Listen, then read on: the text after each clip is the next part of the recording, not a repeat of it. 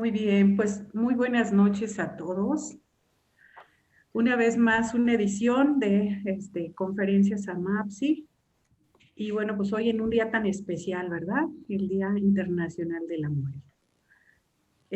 Hay una mujer muy especial también, quien inició, pues podríamos decir que en Latinoamérica, cuando el feminismo era como muy incipiente. Su nombre es Domitila Barrios de Chungara, ¿verdad?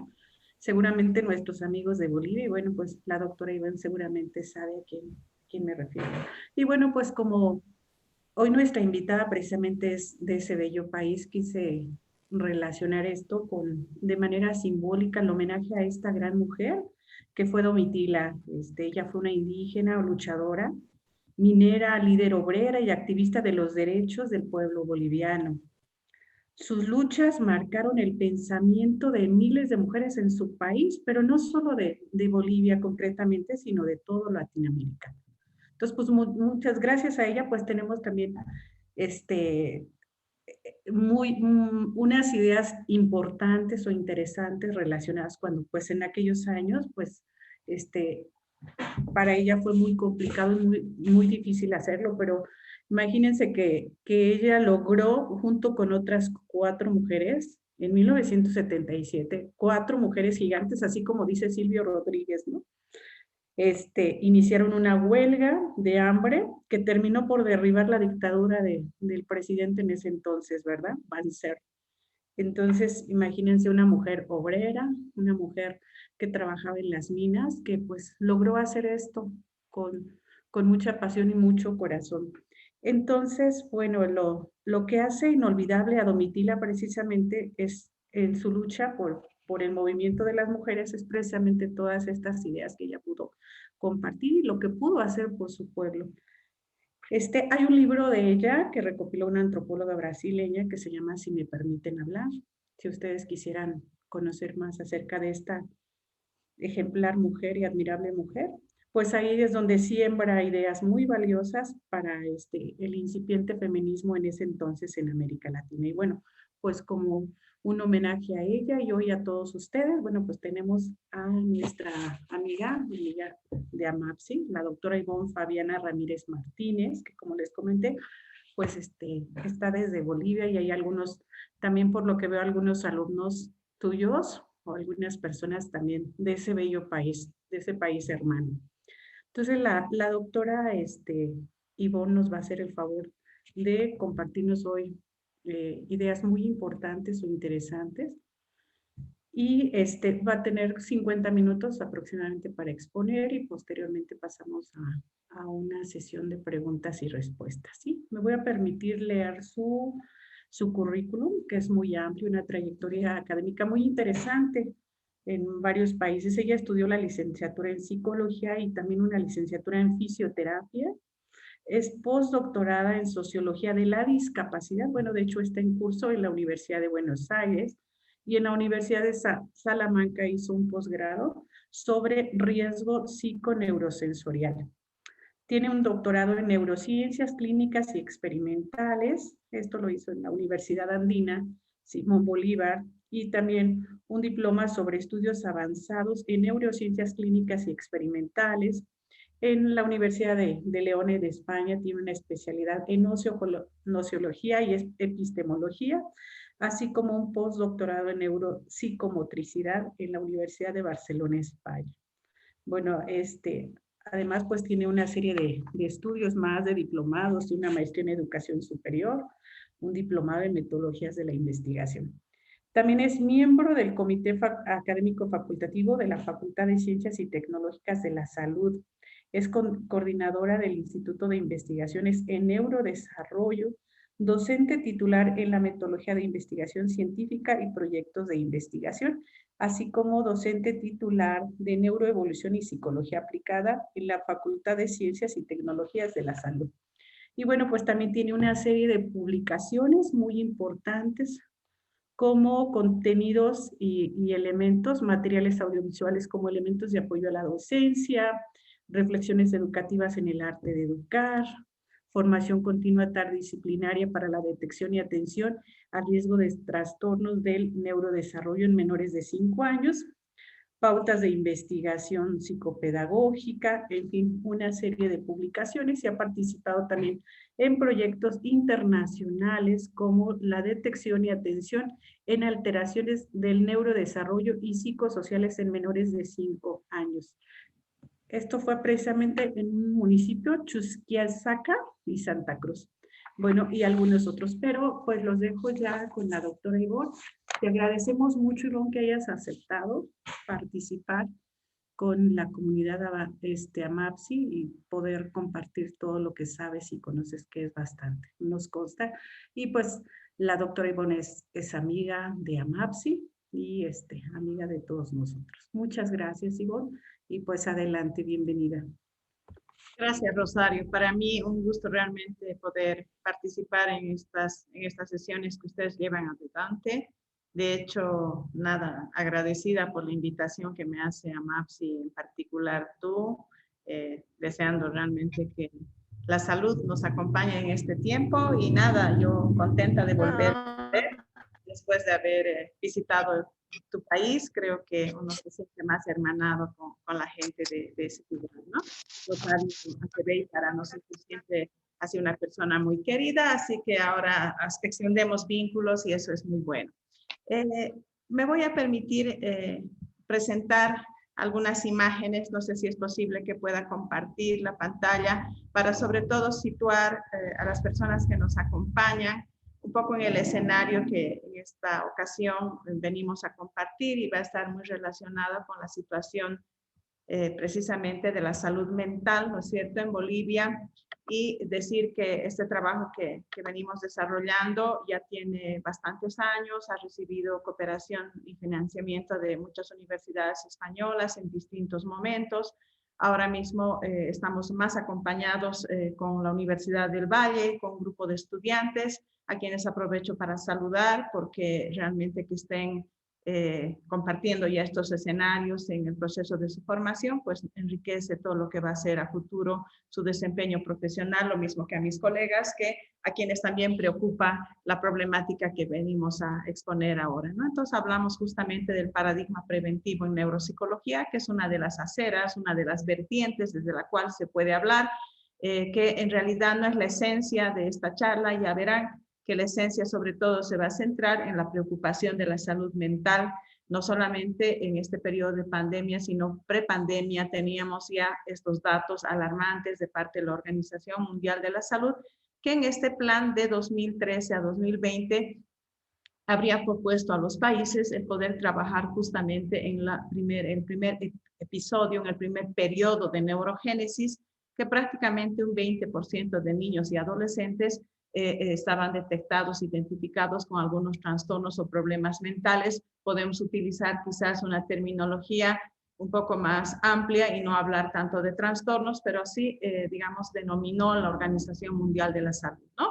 Como segundo punto, también importante el consumo de sustancias, de ahí que me he permitido invitar a Lourdes Cabero del IPTK Chuquisaca, precisamente porque ella va a presentar un informe, ha presentado un informe bastante importante que justamente se ve ahora acompañado por esos datos que nos presenta la Organización Mundial de la Salud, donde además se destaca que el suicidio es otra causa de afectación de las personas que están padeciendo procesos de salud mental, como por ejemplo, no solamente el tema del económico, que está de hecho inscrito en la Agenda 2023, sino también la gran problemática del inquilinato, por ejemplo, que fue interesante un evento que hubo de inquilinato en Bolivia, saber que hay un altísimo porcentaje de la población latinoamericana que vive en condición de inquilinato, lo que lógicamente va afectando estos niveles de salud mental. Finalmente tenemos, para citar entre lo que podemos ver en un correlato con Bolivia, es las afectaciones que hay en cuanto a otro grupo etario que a nosotros nos ha interesado en el proyecto de neurodesarrollo, el cual coordino, es la neurodegeneración, es decir, poblaciones arriba de los 60 años que no están recibiendo en este momento ningún cuidado ni atención a su salud, ¿no? Estas cifras coinciden más o menos con todos los informes nacionales que también tenemos presente, por ejemplo, la afectación que hay en cuanto a procesos de depresión, alcoholismo, Por ejemplo, la presencia de epilepsia llama la atención. En Bolivia la problemática de la epilepsia por diferentes factores, es neurotóxicos, hay factores que están muy relacionados, por ejemplo, con el daño neurológico por metales pesados, la presencia de Alzheimer y, como verán, una cantidad enorme de suicidios que se han ido registrando que también tienen mucho que ver con nuestra problemática nacional. Un poco hablando del marco, digamos, mundial de la salud mental, que se ha centrado prepandemia en el periodo de 2013 y 2020, cuando precisamente ese plan de acción lo que está planteando es la preocupación por estas situaciones de trastornos como que además hacen comorbilidad entre depresión, ansiedad, bipolaridad, esquizofrenia, y decíamos demencia, entre los tipos de demencias que podemos citar, de repente no solamente el deterioro cognitivo leve, ¿no es cierto?, sino situaciones ya de dependencia o institucionalización, que va a ser otro aspecto que llama la atención. Durante la infancia, los trastornos del neurodesarrollo marcados, y como otro punto importante en esta agenda de 2013 a 2020, el abuso de sustancias. Vamos a ver que Bolivia tiene programas destinados a cada uno de los temas de salud que hemos ido mencionando, precisamente, por ejemplo, este informe del IPTK, ¿no es cierto?, que gracias a la Unión Europea y otras organizaciones, tanto nacionales como locales en particular, pues alerta de este consumo de drogas y el disparo en menores de 18 años, donde recuerdo haber conversado con Lourdes, que precisamente comentaba que la edad inicial de consumo está alrededor de los 12 años, ¿no? Entonces, cuestión que realmente llama la atención, cuestión que preocupa, porque además, como podemos observar acá en este resumen, en realidad, de este informe, básicamente tenemos...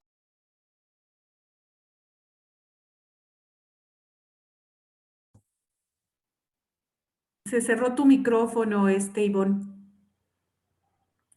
Algo así. Es decir, que en todo caso, podríamos decir que este informe está aludiendo la presencia importante, por ejemplo, del desconocimiento y la manera de experimentar de estos jóvenes, como también la diversión, de repente evitar situaciones de experimentar problemas a nivel personal, a nivel de familia, ¿no es cierto? Y por otra parte, la falta de seguimiento de los padres, ¿no? Entonces, como que esos son los factores y que van a producir, de acuerdo al consumo de alcohol y drogas, precisamente conductas delictivas, situaciones, por ejemplo, de embarazo en adolescentes, deserción o fracaso escolar y otros problemas que van a arrastrar este consumo temprano de alcohol. Bajo esa problemática, pues el Instituto de Investigaciones en Neurodesarrollo de la Universidad de San Francisco Javier define ocuparse de los dos polos de la vida, es decir, considerando que los primeros 1000 días de vida del niño son fundamentales y que sientan los cimientos no solamente neurocognitivos, sino también afectivos y sociales para que este niño pueda desenvolverse a lo largo de su vida, ¿no? Pero por otro lado, tenemos también otro polo importante que es la adultez mayor. Es decir, el proceso en que este sistema, después de estos 18 años en los cuales demora ese proceso de neurogénesis y de sinaptogénesis, alrededor de los 60 años, por la propia declinación fisiológica, pues muchas de estas funciones neurocognitivas adquiridas van a empezar a deteriorarse si el sujeto no conoce de medidas salutogénicas con mayor velocidad de lo que se esperaría, ¿no? Entonces, nuestras primeras aproximaciones ha sido a una de las estrellas de las funciones neuropsicológicas, como es la memoria, y pues hemos tenido estudios interesantes comparativos en cuanto a personas institucionalizadas con cuidados externos de tercer nivel, por ejemplo, de atenciones en sus actividades de la vida cotidiana, y personas que en este caso, adultos mayores, tenían funciones y tareas de actividades de la vida cotidiana y además atención de negocios, de ventas de calle, de algún oficio, ¿no es cierto? Y se puede ver en esta gráfica que realmente los niveles de afectación de los institucionalizados, como han mostrado ya otros estudios, pues podemos ver que están prácticamente cerca a cero algunas funciones de la memoria. En cambio, diríamos que vemos más picos en las personas que están teniendo una vida no institucionalizada, podríamos decir, ¿no? Lo mismo en cuanto al desarrollo del lenguaje y repertorio de vocabulario, cuestiones semánticas, cuestiones sintácticas, composición de frases, oraciones, comprensión lectora, se encuentran diferencias importantes, puesto que las poblaciones no institucionalizadas obtienen mejores puntajes, que no difiere, lógicamente, de la información que tenemos a nivel de investigaciones que se han hecho en contextos externos, ¿no? Es decir, que ese deterioro se lo ha podido evaluar y se ha verificado que en definitiva, digamos, es mejor no estar institucionalizado, ¿no? Es decir, 11 personas no institucionalizadas tienen un deterioro, un posible deterioro 6 y se descarten 17. Sin embargo, veamos que en la institucionalización se dan 34 personas que están confirmadas con un deterioro. Este es un estudio bien interesante, comparativo de poblaciones que se han estudiado, digamos, de una manera un tanto periódica. Durante 4 años se han ido aplicando los instrumentos tanto de evaluación de memoria, evaluación de funciones cognitivas, evaluación además de praxias, por ejemplo, ¿no? Cómo pasan a la dependencia en la institución. Nos ha parecido un dato que definitivamente tiene que llevar a repensar las políticas de atención primaria.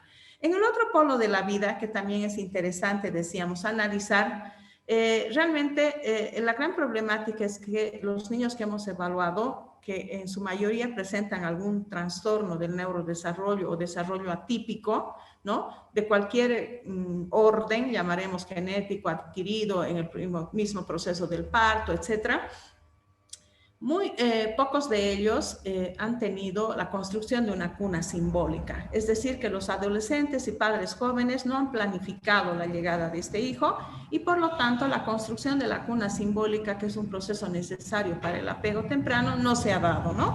Entonces, mucho más cuando estas situaciones son tan habituales hoy en día para los países de América Latina en particular y Bolivia entre ellos, ¿no es cierto?, en los cuales no solamente hay embarazo en adolescentes, sino las propias complicaciones, por ejemplo, ahora de la sobrevida, en el entendido de que niños de 4 o 5 meses de gestación pueden ya, digamos, ser auxiliados por la tecnología y prácticamente llevar adelante ese desarrollo dentro de una máquina, ¿no? Así como situaciones de hacinamiento, situaciones y condiciones de pobreza, que es el primer problema mundial en todo caso y que Bolivia no está exenta, desde luego, ¿no?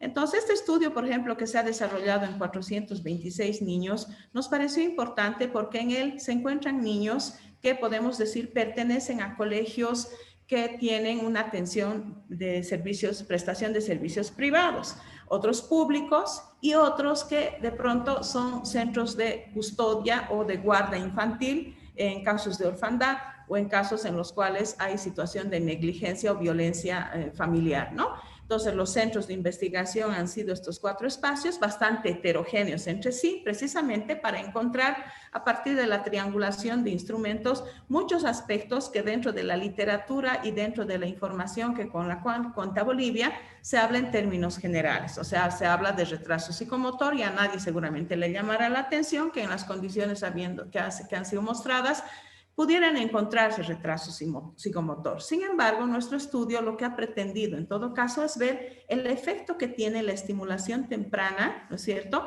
en este grupo de niños tras un proceso de aplicación de 3 gestiones, 3 años en los cuales sistemáticamente se ha ido trabajando con estimulación temprana en estas poblaciones que tenían, sobre todo, como podrán observar, riesgo en su desarrollo del lenguaje.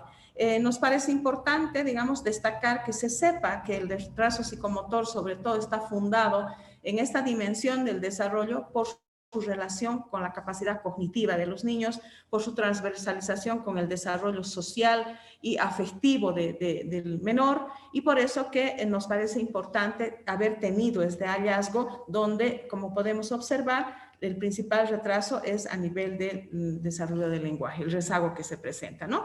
Acá se ven algunas láminas, por ejemplo, en niños de educación inicial, ¿no es cierto? 75 niños que han sido niños típicos, sin ningún rezago, que aparentemente tenían un avance curricular acorde a su edad. Sin embargo, se puede observar también, ¿no es cierto?, retraso en el desarrollo de la motricidad fina, del desarrollo del lenguaje. En adolescentes tempranos también hemos podido observar las respuestas adaptativas, por ejemplo, de ahí que nos interesaba, por ejemplo, vincular esto sí con prácticas de inadaptación, pequeños, digamos, violación de pequeñas normas escolares, familiares, robo de objetos. Entonces, observar en adolescentes tempranos qué es lo que había ocurrido. También nos hemos desarrollado con el equipo, hemos llevado adelante un estudio sobre niños que tienen riesgo, ¿no? Es decir, estos niños que están en situación de un parto, una situación de nacimiento ya con alguna dimensión o afectación, sobre todo biológica,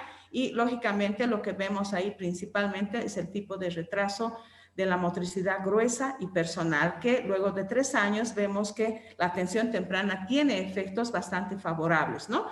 Creo que haber visto a Matilde y posiblemente a Lizeth y Carolina Maldonado, quienes realmente desarrollaron un trabajo intenso en este sentido para procesar datos que son complejos en este sentido, porque no contamos con una información nacional que nos pueda, por ejemplo, reportar la importancia del desarrollo sensorial en los niños, cuestión que en el post-test aparece realmente dentro de los marcos de la normalidad y una franja de anormalidad que puede estar muy asociada con el trastorno de espectro autista, que ha sido reportado ya por información y por publicaciones bastante sólidas, en las cuales se ve que el desarrollo sensorial, por ejemplo, en niños que tienen aparentemente un desarrollo neurológico normal, no tendrían por qué tender, por ejemplo, a la alteración, como vemos en 92% de los niños que no tienen experiencias, por ejemplo, de desarrollo táctil, porque crecen en condiciones de orfandad, y prácticamente los centros lo que hacen es atender sus necesidades básicas cotidianas. Pero estimulación de sensorio, táctil, vestibular, propioceptivo, auditivo, visual es muy bajo, y se puede ver en estas láminas cuán importante es el desarrollo desigual que se va llevando adelante, ¿no? Así también en cuanto a los rasgos del desarrollo motor, importantes para la organización de la conducta, sobre todo más adelante para lo que va a ser la escolaridad, ¿no? Entonces, nuestra pregunta decía, ¿qué pasa? ¿Por qué hay tanto niño que no se puede promover su salud mental desde los niveles de atención primaria? Entonces, para ello hemos ido durante un periodo de aproximadamente ya 14 años recorriendo y estableciendo una red de conexiones prácticamente en muchos países. No está actualizada mi red ahora, porque contamos para este periodo con el apoyo de la Universidad de Lund y la Universidad de California, que están justamente fortaleciendo este aspecto a partir de, en realidad, esa burbuja que es la universidad. Y el objetivo de participar en eventos y en congresos es justamente el comunicarle al sistema boliviano, ¿no es cierto?, que acá tenemos 2 puntos de atención importantes. El sistema de salud boliviano, a partir del modelo de salud y la política SAPSI en Bolivia, nos está hablando justamente del modelo biopsicosocial. Entonces, la importancia de cómo este modelo aparentemente se ocupa de la complejidad y la integridad que resulta ser este ser humano, ¿no? Sin embargo, el sistema por el momento se encuentra conformado y establecido a partir de la presencia del médico y de la enfermera y del trabajador social. Sin embargo, podríamos decir que a nivel del desarrollo psicológico, ¿no es cierto?, el cuidado de la salud mental, en realidad todavía existen vacíos importantes, porque la atención y la participación de la psicología, así como de las otras, digamos, disciplinas como la terapia ocupacional, por ejemplo, la nutrición, podríamos decir la fisioterapia, entre otras, la fonoaudiología, porque estamos viendo que realmente el problema del lenguaje es un problema importante en la población infantil y en la población adulta, ¿no es cierto? Vemos que está centrada sobre todo en los institutos especializados, es decir, en la atención, podríamos decir, de rehabilitación. Cuando estas funciones ya el individuo las hubiera perdido, ¿no? Y lo que en el caso del niño no las hubiera desarrollado. Entonces, el Sistema Nacional de Salud se organiza en 3 niveles. En este primer nivel estamos hablando del centro de salud o los puestos de salud y atenciones directamente en los hogares de las familias. Sobre todo en Bolivia hablaremos de las poblaciones en comunidades dispersas, donde prácticamente los centros de salud se encuentran situados en las provincias o en los pueblos, digamos, un tanto geográficamente separados de las comunidades o las viviendas en particular. Entonces, este primer nivel de atención son construcciones básicas que decía están sobre todo afincadas o están sobre todo asentadas sobre el modelo biomédico, ¿no? Es decir, la atención de la salud en cuanto a lo que van a ser las inmunizaciones en el caso de los niños, en las enfermedades prevalentes, EDAS, IRAS, ¿no es cierto? Y desde luego el control de talla, peso y la vigilancia de lo que es el estado nutricional del niño. Sin embargo, en este nivel, ¿no es cierto?, deja por fuera el sistema lo que va a ser la salud mental. Es decir, que aunque se denomina que este primer nivel constituye la puerta de ingreso al sistema de atención en salud, no atraviesa la barrera de las paredes que en este caso hacen a este centro municipal y no alcanzan a la población, porque la población, en este caso de un niño, por ejemplo, recién nacido con situación de riesgo biológico o social, desconoce la madre que necesita o requiere este niño un acompañamiento, lo mismo que pasa en el adulto mayor, donde precisamente se va observando que muchos de estos adultos mayores se van deteriorando mucho más en poblaciones analfabetas, donde de pronto leer, escribir, memorizar contenidos no sea algo muy importante para ellos, ¿no? El segundo nivel sí es un nivel, por ejemplo, de atención ambulatoria, y este tercer nivel que ya va a requerir centros donde hay apoyo tecnológico, centros de mayor complejidad. También debo mencionar la poca comunicación que existen entre los centros de primer nivel, que me parece importante, ¿no es cierto?, ya que un 80% de la población debería acudir a estos centros. Sin embargo, podríamos decir que lamentablemente establece muy poca comunicación con lo que van a ser los niveles educativos, es decir, el sistema de educación en una, digamos, ruptura con este sistema o primer nivel. Desgraciadamente no hay una comunicación directa, ¿no? Entre las funciones importantes que nos parece que el psicólogo, decíamos al inicio de la charla, independientemente de su orientación neuropsicológica, de su orientación de pronto desde la psicología social comunitaria, por ejemplo, tan importante, de lo que se trata es de la presencia justamente del concepto de salud mental dentro de lo que es el modelo de salud.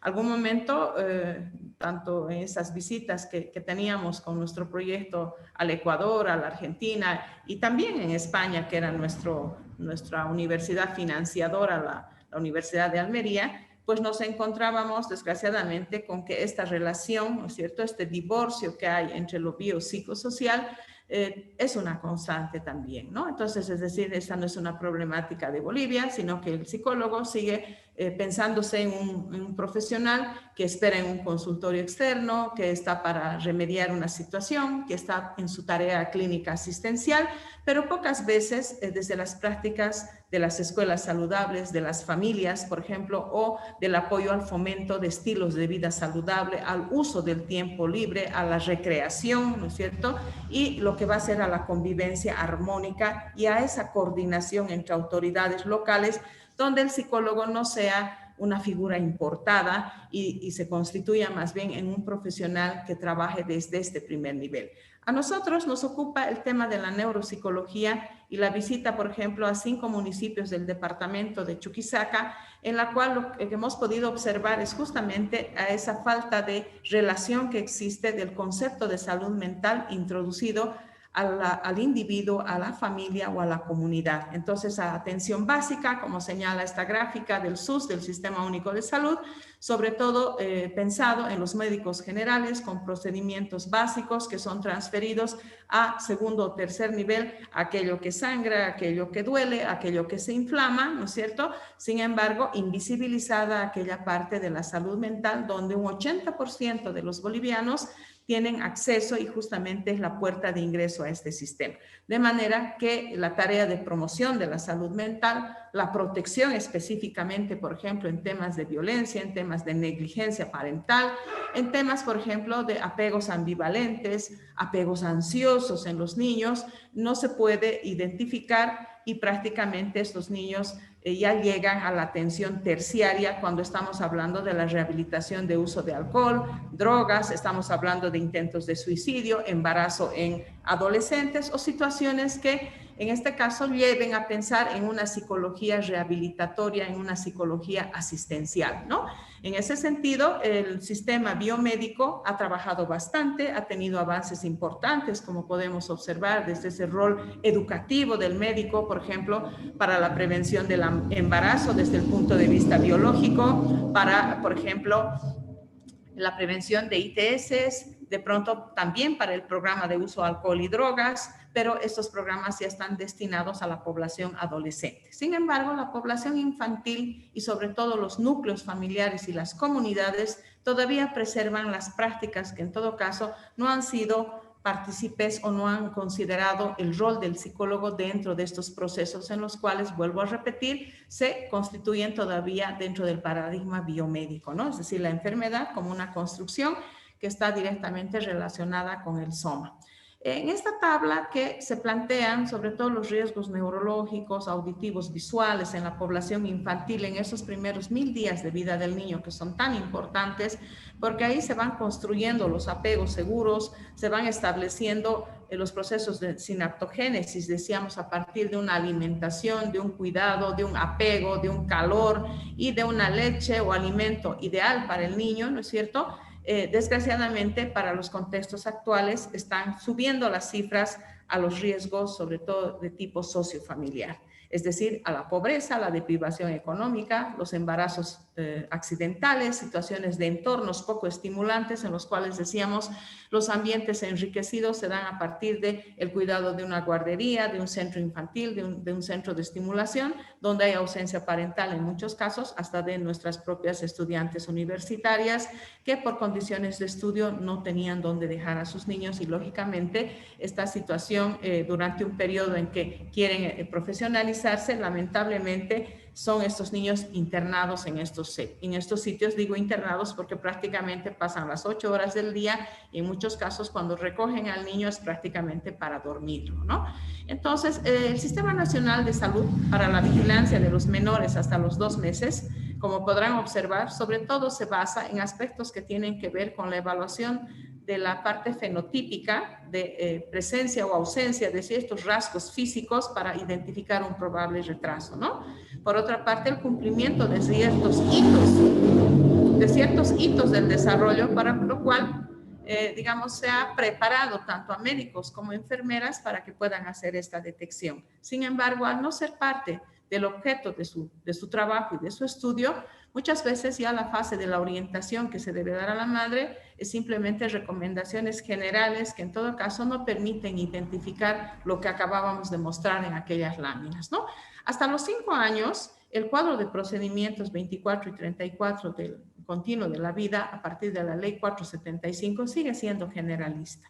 Es decir, que nosotros en los centros de atención nos seguimos encontrando con que la maestra es la que detecta que el niño está teniendo un desarrollo atípico, que está teniendo un rezago, que tiene un retraso en relación a ese ojo entrenado de la observación con sus pares. Es decir, que ese niño ha atravesado durante los 6 años los controles de las inmunizaciones, los controles de talla-peso y desgraciadamente cuando ha llegado al primer año de la escolaridad, es decir, después de que ha pasado el periodo epicrítico, es decir, los primeros 1000 días de vida que son 3 años y medio y este niño ya tiene 6, la maestra a medio año empieza a reportar a la madre que ese niño no tiene un desarrollo según los pares con los cuales puede establecer la comparación. ¿Qué hemos podido observar? Que en realidad los que exploran no tienen mucho conocimiento de esto, que desconocen lo que es la evaluación del riesgo motor, el riesgo sensorial y menos el riesgo psicosocial, ¿no? Entonces, en todo caso, estas investigaciones hechas en 2016 han reafirmado nuestro convencimiento de que el nivel de conocimiento de la población médica en particular, el nivel de conocimiento alto se da en un sujeto de una población en 2015 de cerca de 45 médicos, 17 tienen un conocimiento medio y un conocimiento bajo tienen 9 médicos, ¿no?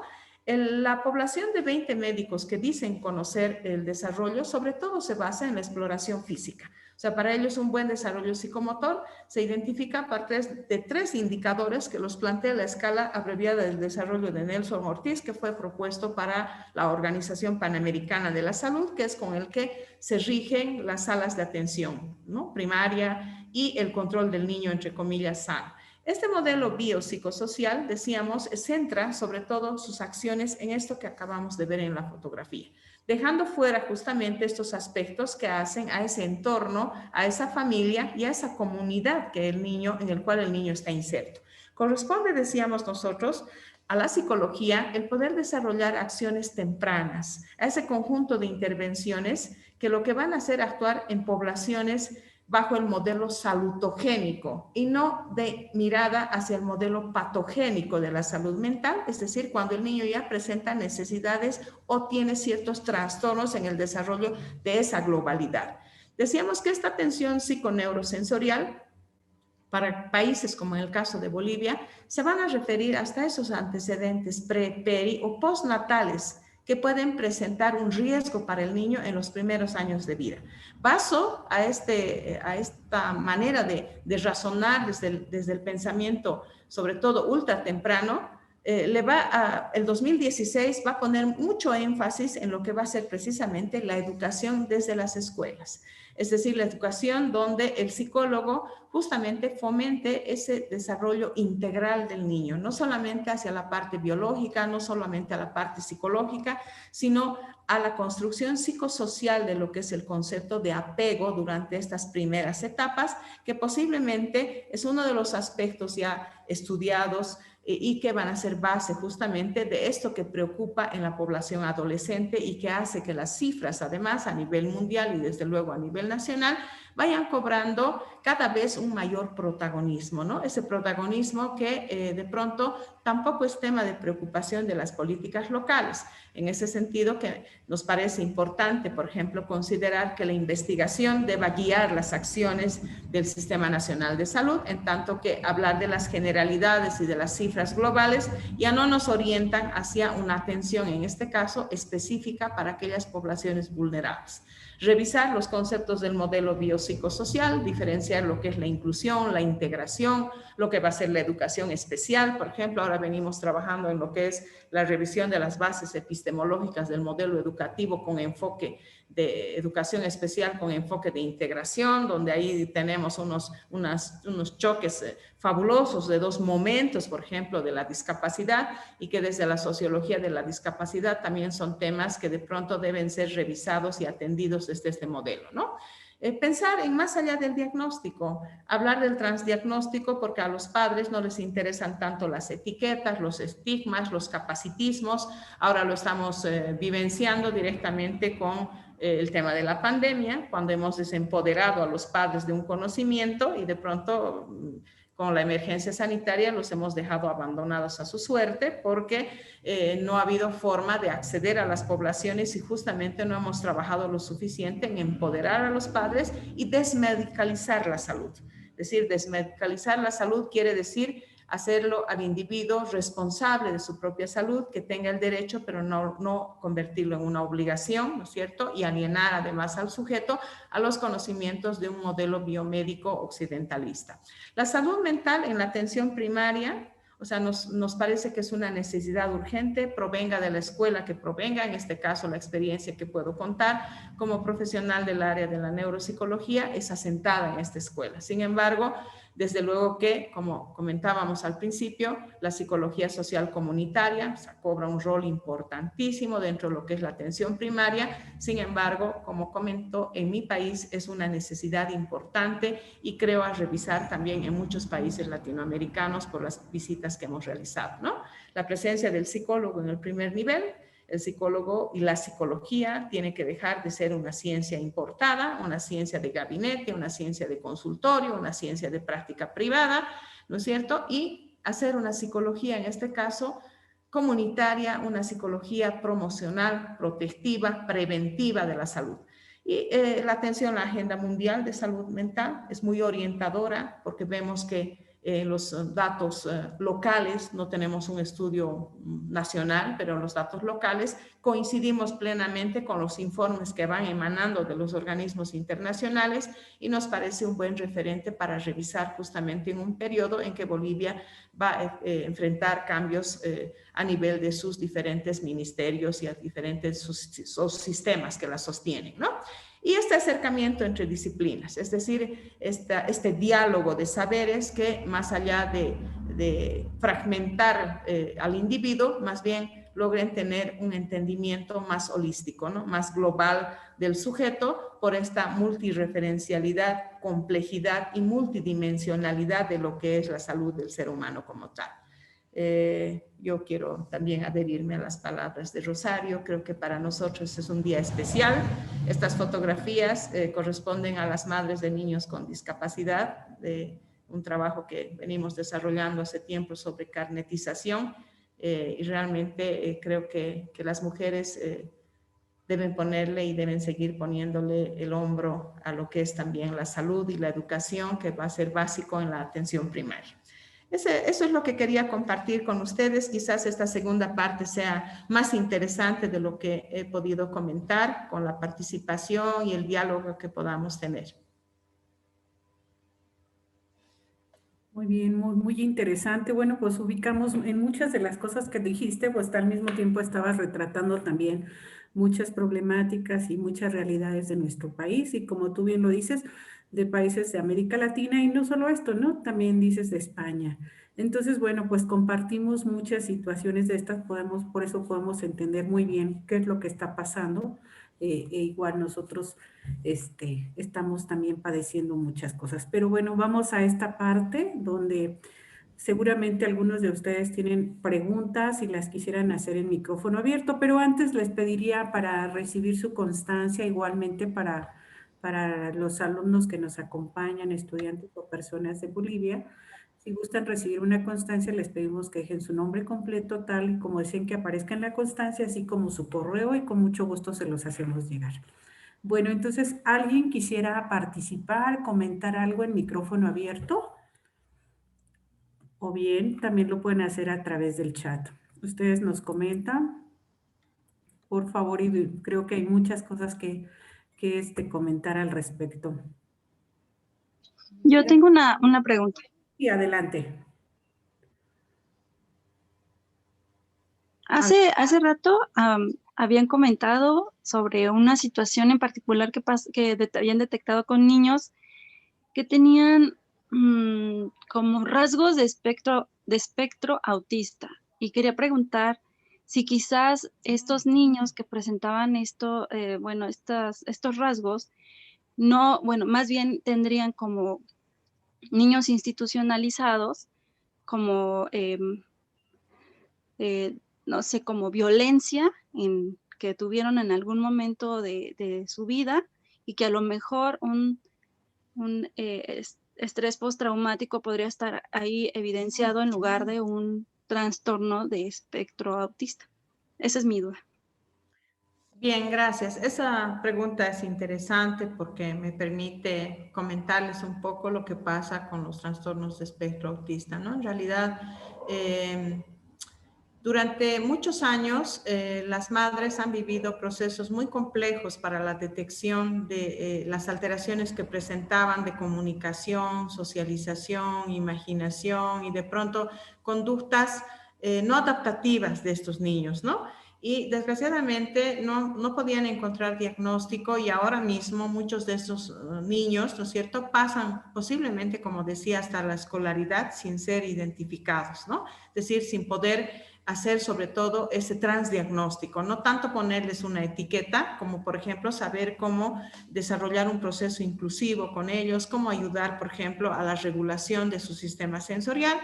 Ha pasado mucho tiempo hasta que la escuela francesa, sobre todo franceses, han sido los que han aportado al diagnóstico o a la identificación de las alteraciones del sensorio. Entonces, estos niños, por ejemplo, tienen una hiperreactividad a la luz o tienen una hiporresponsividad y les molesta la luz y se tapan, se ponen una capucha cuando son adolescentes, ¿no? O una hipersensibilidad también auditiva, o a veces vestibular, porque no pueden estar en lugares altos o de pronto subir a un carro y pasear. Los papás dicen, no sé qué le pasa, empieza a vomitar. Entonces los papás no entendían y los médicos tampoco podían dar una explicación. La terapia ocupacional, sobre todo los integradores sensoriales, han hecho muchos estudios y muchas publicaciones y de pronto Doom y otros autores como Botashina, por ejemplo, han desarrollado instrumentos para poder evaluar si ese niño es hipo o hiperresponsivo a los 7 sensorios que tenemos, es decir, visual, auditivo, táctil, propioceptivo, vestibular, gustativo, y de pronto han encontrado con que sí hay marcadores que muestran que efectivamente estos niños presentan o unas respuestas aceleradas o respuestas, digamos, disminuidas en relación a sus pares. Esto ha tributado mucho al diagnóstico de lo que se llama desintegración sensorial, que es una característica que está presente en los niños con autismo, ¿no? Y que regulando esos sistemas mejora mucho su respuesta al entorno. De hecho, ya se han estudiado, por ejemplo, reductores de sonido, gafas un poco más oscuras, sistemas táctiles que se van trabajando con modular el sistema a partir de uso de cremas, talcos y una serie de recursos que se les enseña a la madre. Y que eso hemos encontrado que alteraciones de ese tipo hiperresponsivos se daban en los centros de acogida y no necesariamente tenían autismo. Es decir, no tenían problemas de comunicación, no tenían problemas de imaginación y tampoco de socialización, pero presentaban muchas características de desintegración sensorial. Es decir, respuesta aumentada a la luz o al contrario, se meten a un foco, se meten, por ejemplo, a la luz incandescente de un data display, por ejemplo, ¿no es cierto? Entonces no les afecta. O de pronto hacen chirrar una silla o gritan o se golpean también, se autoagreden, situación que realmente nos preocupaba mucho, ¿no? Decir, o sea, tantos niños tienen autismo, no puede ser. Y entonces en la evaluación nos hemos encontrado que tenían desintegración sensorial. Y la bibliografía que dijo al respecto es interesante, los estudios, porque realmente si la única vez que te tocan el cuerpo es cuando te bañan, ¿no es cierto? Si son 30 niños, 30 recién nacidos en una sala hasta los 2 años, era una de las salas, por ejemplo, 30 niños recostados todo el día, a los cuales solo se les quita el pañal y se les baña y es el único momento en que alguien los alza. Entonces, lógicamente, cuando alguien te alza y te aprieta y te apapacha, entonces tu primera reacción es escaparte, porque tu sistema táctil no estaba habituado a eso. Si alguien te mira a los ojos para hablarte, tampoco te hablaban, porque todos los que pasan te cambian, te alimentan, pasan, te alzan, te cambian de sitio, pero nadie te ha hablado, nadie te ha mirado a los ojos. Entonces, esos niños eran evitativos, ¿no? Y una vez interviniendo con las estudiantes de fisioterapia y de psicología y gente que hace sus tesis, sus proyectos de grado en estos centros, finalmente hemos podido ver que no era tan difícil. Es más, en estos niños, por ejemplo, hemos encontrado alta cantidad de apego evitativo, de apego inseguro, ¿no es cierto? Lo que más tarde, por ejemplo, ha regulado los apegos de alguien que te habla con cariño, de alguien que te toca, de alguien que te mima, ¿no? De alguien que te habla, que te mira a los ojos. Ha cambiado mucho el tema de apego, por ejemplo. También se han evaluado los ambientes, la calidad de los ambientes, y hemos podido ver que es una complejidad de problemáticas dentro de eso, que es crecer en un hogar de custodia y que a veces puede parecer que realmente estos niños tenían un cuadro de espectro autista y en realidad no presentaban los indicadores principales de autismo. Y tras la intervención, muchos de estos niños han regulado. De hecho, le puedo recomendar la bibliografía para que usted lea a Doom. Puede leer también a Bogdashina, que voy a escribir en el chat, quizás mientras vamos charlando con alguna otra persona que quiera hacer preguntas o comentar algo de eso. Doom es una autora muy interesante. De hecho, puede leer también, decíamos, a Bogdashina. Eso. Y es extraño, ¿no es cierto?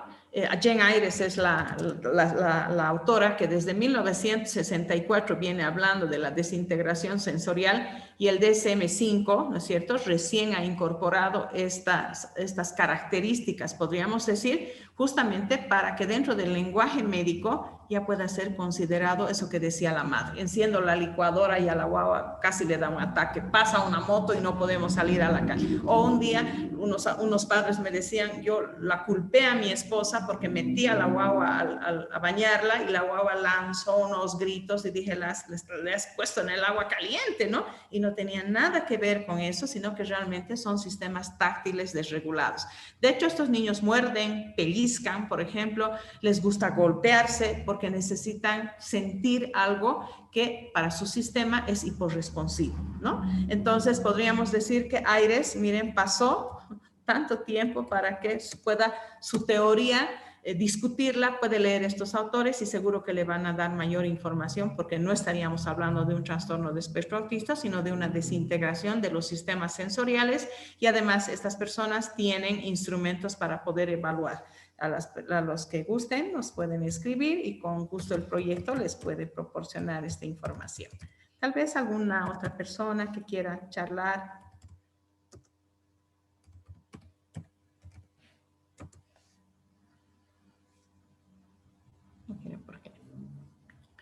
Ok, pero sí hay unas preguntas, bueno, unos comentarios en el chat. Ale, por favor. Sí, muchas gracias, doctora. Sí, hay algunas, muchas felicitaciones para usted. Y Rubén Gonzalo dice, muy buena exposición, interesante el concepto de construcción de la cuna simbólica. No sé si pudiera comentarnos algo para que... Eso está muy relacionado, con gusto, ¿no? Esto está muy relacionado con lo que es precisamente el apego, ¿no? La cuna simbólica la construyen, por ejemplo, los novios, cuando uno al otro le regala un peluche y le dice, mira, te doy este osito, este va a ser nuestro hijito y se va a llamar Pedrito, y bueno, y cómo es de Pedrito. En un tiempo, por ejemplo, también puede ocurrírsele a otro regalarle una mascota y le dice, este es mi hijo, ¿no? Este me ha regalado para que sea nuestra guagua, qué sé yo, o sea, juegan. Juega la pareja y sueña, o sea, en el imaginario y la construcción de algo común, que es muy distinto que cuando un adolescente va a una discoteca o de pronto, digamos, hay consumo de alcohol o es muy joven y establece relaciones sexuales sin protección y de pronto, ¿no es cierto?, se ve embarazada. O sea, ahí no ha habido una construcción de cuna simbólica. No han soñado tener a esto que ahora viene, ¿no? Nosotros esto lo hemos estudiado, por ejemplo, con madres de niños con discapacidad y como comprenderán, o sea, el duelo es muchísimo mayor, ¿no es cierto? Porque no solo viene el embarazo, sino después nace el niño y tiene algún síndrome o de repente algún riesgo en su neurodesarrollo. Entonces, no es para nada lo que has esperado. Entonces, construir el apego, que prácticamente se lo construye desde el momento en que esta madre recibe la noticia de que está embarazada, pues sueña con ese niño, le teje cosas, le compra cosas, ¿no es cierto? Hay una ilusión. Sin embargo, si esto es una cuestión abrupta, en realidad la primera reacción es rechazar eso que tú no querías. Entonces, está muy relacionado las pautas de crianza y el apego seguro con esto que es importante, la construcción de apego seguro. Vemos que inclusive en madres de niños con discapacidad que han desarrollado un apego desde la cuna simbólica, han construido la manera de enfrentar y resolver el duelo de la discapacidad es de una manera más salutogénica que quienes han tenido esta situación bastante dura, ¿no? Yo tuve, por ejemplo, una joven que estudiaba ingeniería de minas y, bueno, ella tenía que irse con la beca Albina Patiño y resulta que lamentablemente no pudo hacerlo porque estaba embarazada, entonces estaba en esa disyuntiva si quería tener o no quería tener al hijo. Al final, casi por imposición de la familia, decide tener al hijo y no va a la beca, que ya era una primera pérdida, ¿no? Entonces, cuando nace la bebé, te dicen que es una niña que tiene síndrome de Down y ahí viene la segunda pérdida. Entonces, cuando yo la conocí, la guagua ya tenía la niña tenía como 4 meses y eran los primeros días que ella la estaba conociendo. O sea, ella rechazó a la niña durante casi 4 meses que la tuvo la abuela, como que la abuela, tú me hiciste decidir esto y entonces, ahora, ¿cómo se resuelven estos duelos? Que es otro gran problema del sistema de atención primaria, ¿no?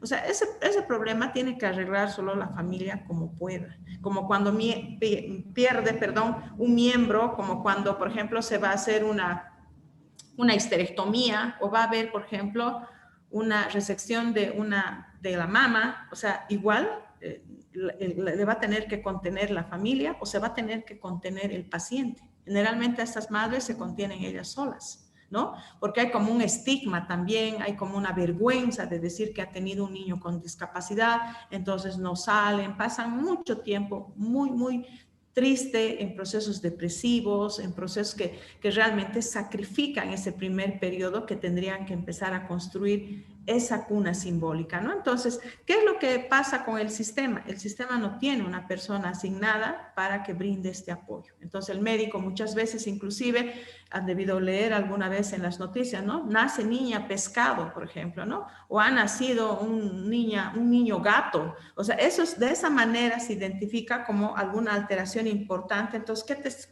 ¿cómo te sientes cuando tú has dado a luz algo que hasta amorfo, ¿no? Entonces, ¿qué sistema te contiene? ¿Cuál es el rol del psicólogo ahí en la contención? Esa es un poco la preocupación de esa cuna simbólica que posiblemente después determine, como decíamos, cuál va a ser la manera de resolver ese duelo, cómo va a encaminar la madre en particular, porque también es otro aspecto importante que lleva nuestro estudio, que quienes cuidan la discapacidad son las mujeres, ¿no?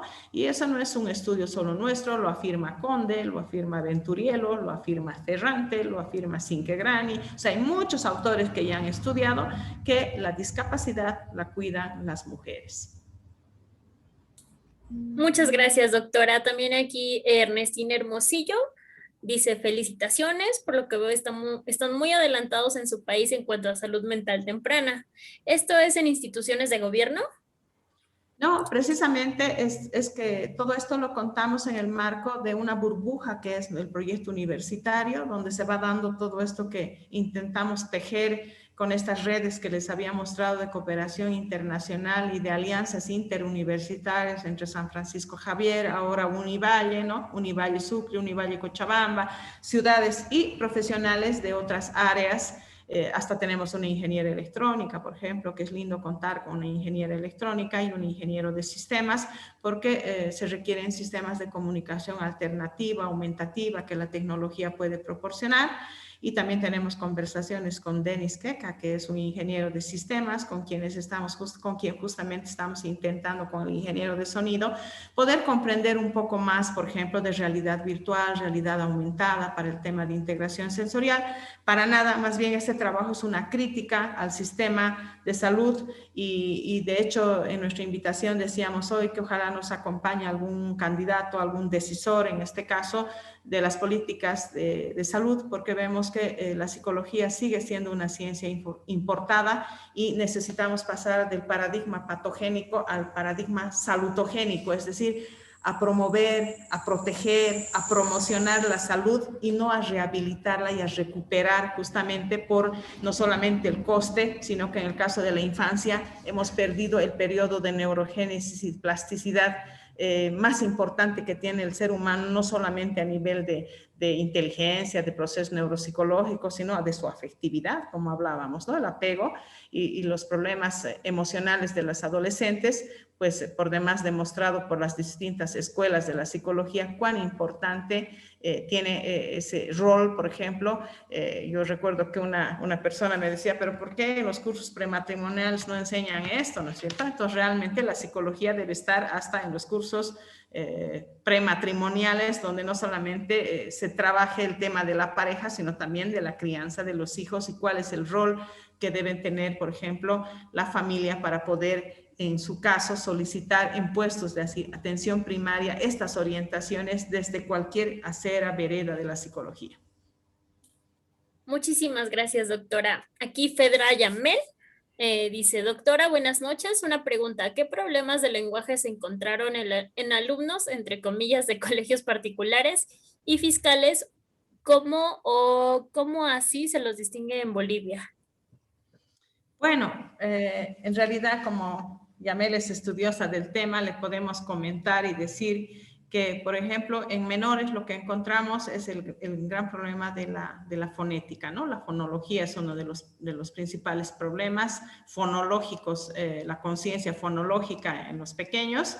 Después podríamos decir que también entre las edades, por ejemplo, de la educación inicial, lo que hemos podido encontrar es bajo repertorio de vocabulario.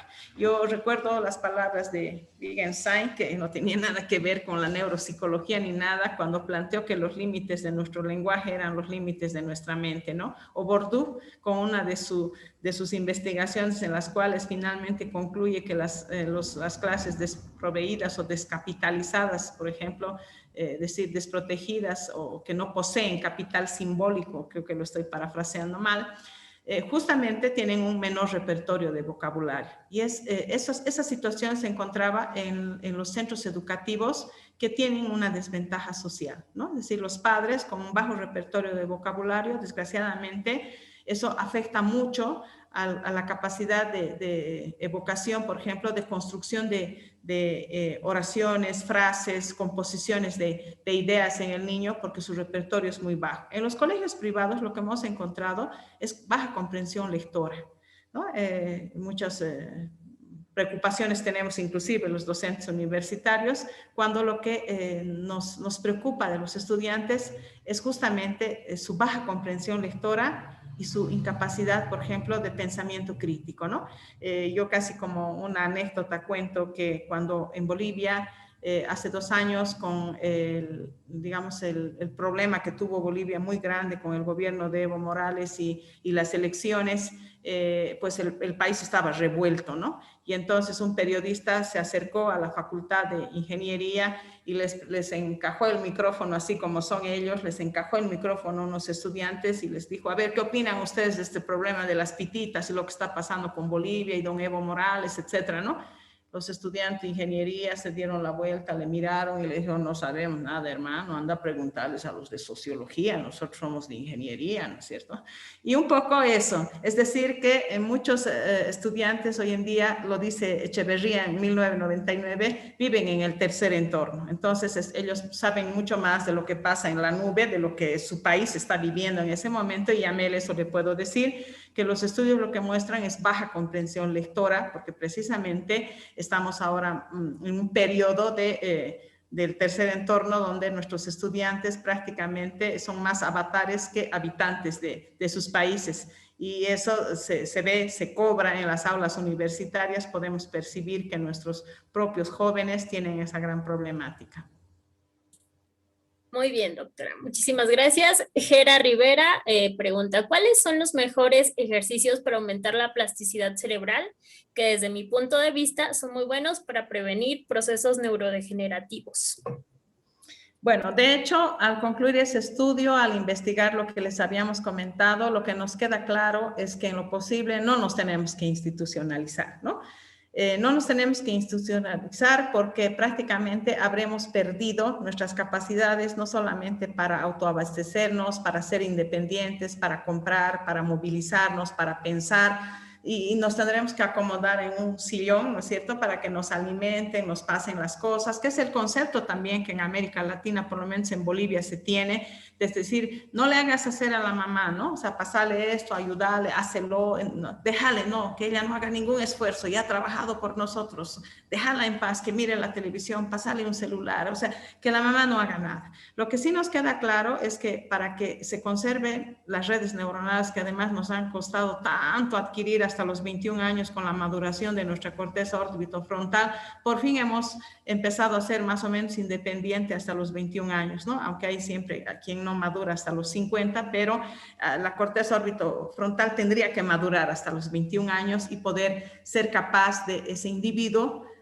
planificar, anticipar, poder de repente intencionar un acto, no solamente físico, sino también mental, ¿no? Hasta antes de eso, inclusive somos autodestructivos. El adolescente sigue siendo autodestructivo. Si no salgas a tal hora, cuídate, no sé qué.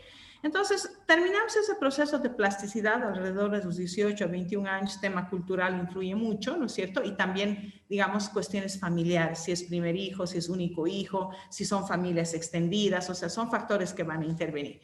Pero esos 20 años, digamos, nos duran apenas otros 20, porque a partir de los 20 empiezan a caer las primeras capacidades del individuo, ¿no? Es decir, nuestras capacidades de planificar, anticipar, intencionar actos motores se caen. Una prueba de eso son los deportistas, ¿no? Que a cierta edad ya empiezan a retirarse de la práctica deportiva. Pocos como Nadal, como Messi están bordeando estas edades, pero la mayor parte realmente a día de hoy dicen que está en estudio el cerebro de Messi, ¿no es cierto?, para ver qué hace ese hombre para lograr anticiparse al movimiento del otro, por ejemplo. Y de hecho, estas capacidades que nos acompañan apenas 20 años, decía, a los 40 empiezan a declinar, con pequeños olvidos, por ejemplo, ya no la capacidad para la multitarea, ¿no? De ahí es que no podemos a la vez usar el celular, y inclusive hay un estudio muy interesante que dice que se puede calcular la edad de una persona cuando se la ve whatsappear por la calle, ¿no? O camina o whatsappea, una de las dos cosas. Y si nos paramos para mandar el mensaje, al tiro ya sabemos que estamos más allá de los 40 años, ¿no? Justamente en esa incapacidad ya del cerebro de poder manejar muchas informaciones a la vez. Y lo que sí se sabe es que tiene que ver muchas cosas. La alimentación, baja en grasas. De paso, hay que hambrear un poco porque comer demasiado agreden, las toxinas agreden al sistema, ¿no es cierto?, a las neuronas, de manera que hambrear un poco es bueno. contrariamente a lo que se pensaba antes, hay que comer bien para que estudies, por ejemplo, es un mal concepto. No fumar, por ejemplo, hacer ejercicio. Ahora se sabe, sí, que los factores de crecimiento neuronal están activados por la actividad física, valga la redundancia. Por ejemplo, aprender otro idioma, poder leer, poder elaborar, poder contar una historia, ¿no es cierto? Van a ser algunos de los ejercicios que van a tener mucho que ver con mantener y poder crear nuevas redes neuronales. Entonces, de eso se ha hablado mucho. Viajar entre las actividades importantes, caminar, por ejemplo, que es una cosa que justamente la cultura occidental ha ido quitando.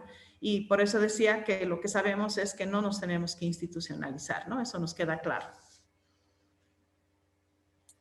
Muchas gracias, doctora. Pues hay muchas felicitaciones. Aquí Patricia Hurtado dice, gracias por la presentación y por compartir tan interesante y reflexivo trabajo de investigación. Gracias. Igualmente, Fedra la felicita por la gran exposición. Elmer, igualmente, muchas gracias, doctora. Siga adelante. Ana María, gracias, doctora. Excelente exposición. Y esos son los comentarios hasta ahorita. No sé si haya alguien que quiera hacer uso de la palabra. Buenas noches. Adelante. En primer lugar, quisiera felicitarle por tan interesante curso.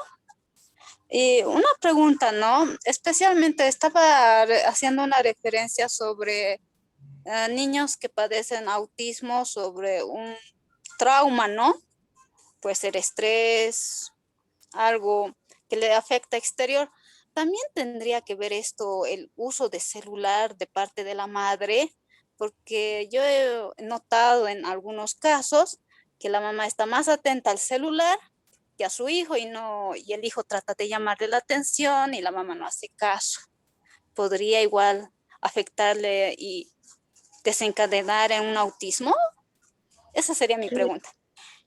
De hecho, que serían como dos cosas distintas, ¿no? Por ejemplo, la negligencia parental se ha visto incrementada efectivamente por el uso de los celulares, pero los factores que a día de hoy siguen en discusión y que no se han podido de alguna manera concluir de una manera fehaciente, podríamos decir, es que el autismo tiene un altísimo componente genético, ¿no? Es decir, hay cierta presencia de alteraciones ya en cromosomas identificados. Si mal no recuerdo, cerca de 12 cromosomas han sido identificados con la presencia de alteraciones. También hay publicaciones interesantes sobre la influencia de cuestiones en el medio ambiente, ¿no? También son fuertes. Y otras corrientes que también tienen que ver con las vacunas. Para los que les interese poder ver ese tema, nosotros lo hemos tenido en el proyecto al ex rector de la Universidad de Salamanca, un biólogo, un neurobiólogo más bien, el doctor José Ramón Alonso, y lo pueden seguir en su página, ¿no?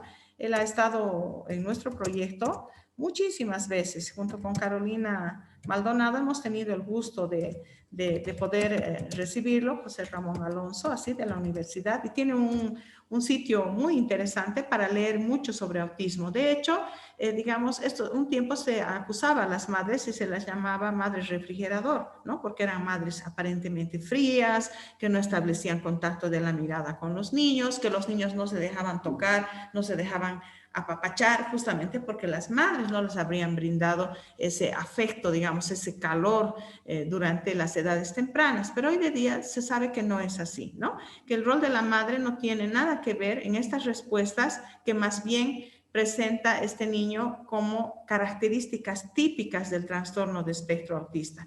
Y por otra parte, quería como separar el tema para decirle que efectivamente lo que se puede ver sí en los niños, ¿no es cierto?, es, por ejemplo, apegos inseguros, ambivalentes, ansiosos, por eso que la madre no está brindando ese contacto, ese padre que está ausente, ¿no es cierto?, para no, digamos, justamente desplegar toda la responsabilidad de la crianza, sino que es una crianza entre padre y madre.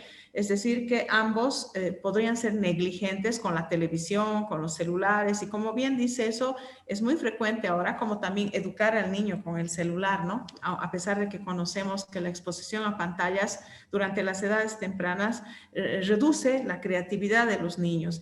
De hecho, por ejemplo, estos niños con autismo tienen altísimo interés por las pantallas, aprenden muchas cosas ahí. Yo tuve, por ejemplo, la ocasión de evaluar a una guagua de 3 años que de hecho no tenía contacto de la mirada, su comunicación era realmente casi nula con los padres, pero el momento que los veía con el celular, corría, los instrumentalizaba porque les quitaba el celular, les pedía solo para eso, aparentemente se comunicaba, pero en realidad era su objetivo tomar el celular.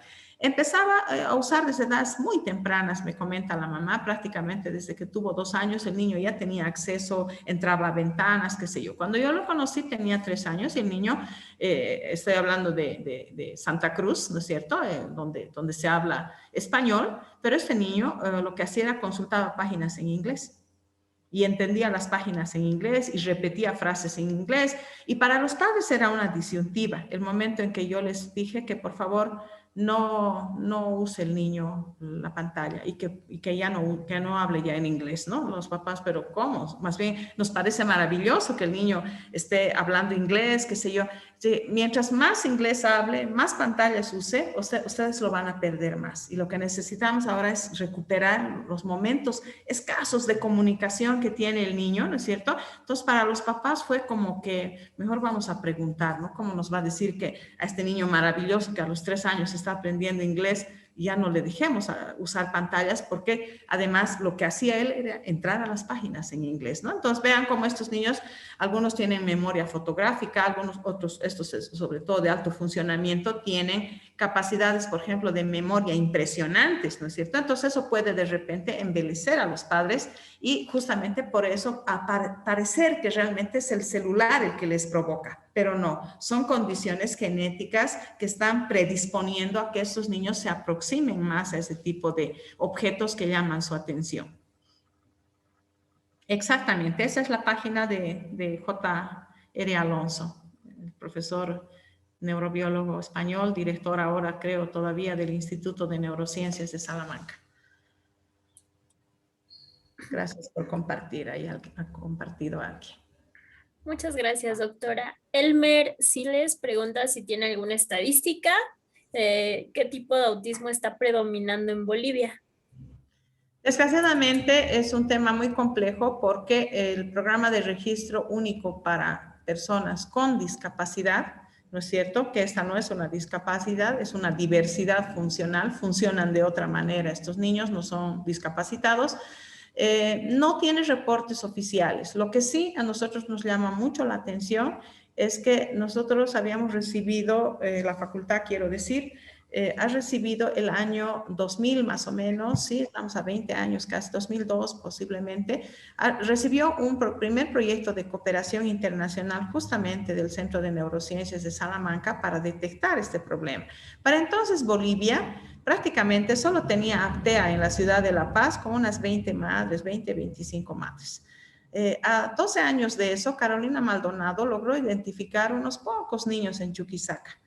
El año 2014 recibimos un financiamiento importante para estudiar en muestras de cabello, ¿no? Porque se quería estudiar genéticamente qué condiciones había en estos niños. Y lo que hemos podido verificar en realidad es que había muchos niños, pero no eran diagnosticados por los elementos que señalaba. El neurólogo no le prestaba atención por la falta en ese momento de reconocimiento de una teoría que Jane Ayres ya la iba manejando.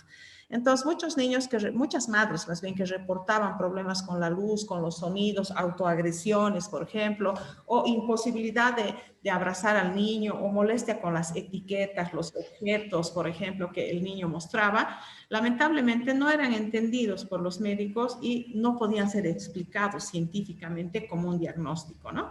La falta de comunicación, de repente hágale más estimulación, si no ha desarrollado el lenguaje, hágale hacer algunos ejercicios, pero de ahí no pasaba. Cifras precisas en Bolivia a día de hoy no tenemos por la complejidad del diagnóstico.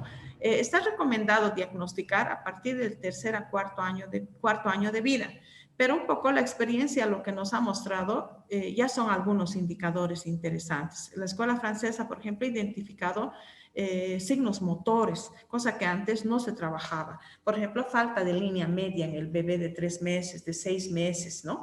Apilamiento de fichas en el mismo orden, el mismo tamaño, dinosaurios, cajitas, o sea, ya ciertos indicadores que, o berrinches sin motivo, por ejemplo, si un niño estaba comiendo y se le dice, bueno, has terminado de comer, ahora vamos a jugar, o a la inversa, ese niño, porque son muy rutinarios. Entonces, esos indicadores han coadyuvado mucho al diagnóstico, pero lo que se sabe es que ahora, a 2020, ahora ya 21, en cada departamento ya existe una asociación de padres de niños con autismo. Eso sí se sabe y que realmente estos centros estas asociaciones están congregando más datos que los que tiene el propio Sistema Nacional de Salud o de Educación, porque muchos de estos niños, desgraciadamente, están incluidos en escuelas o en centros educativos privados.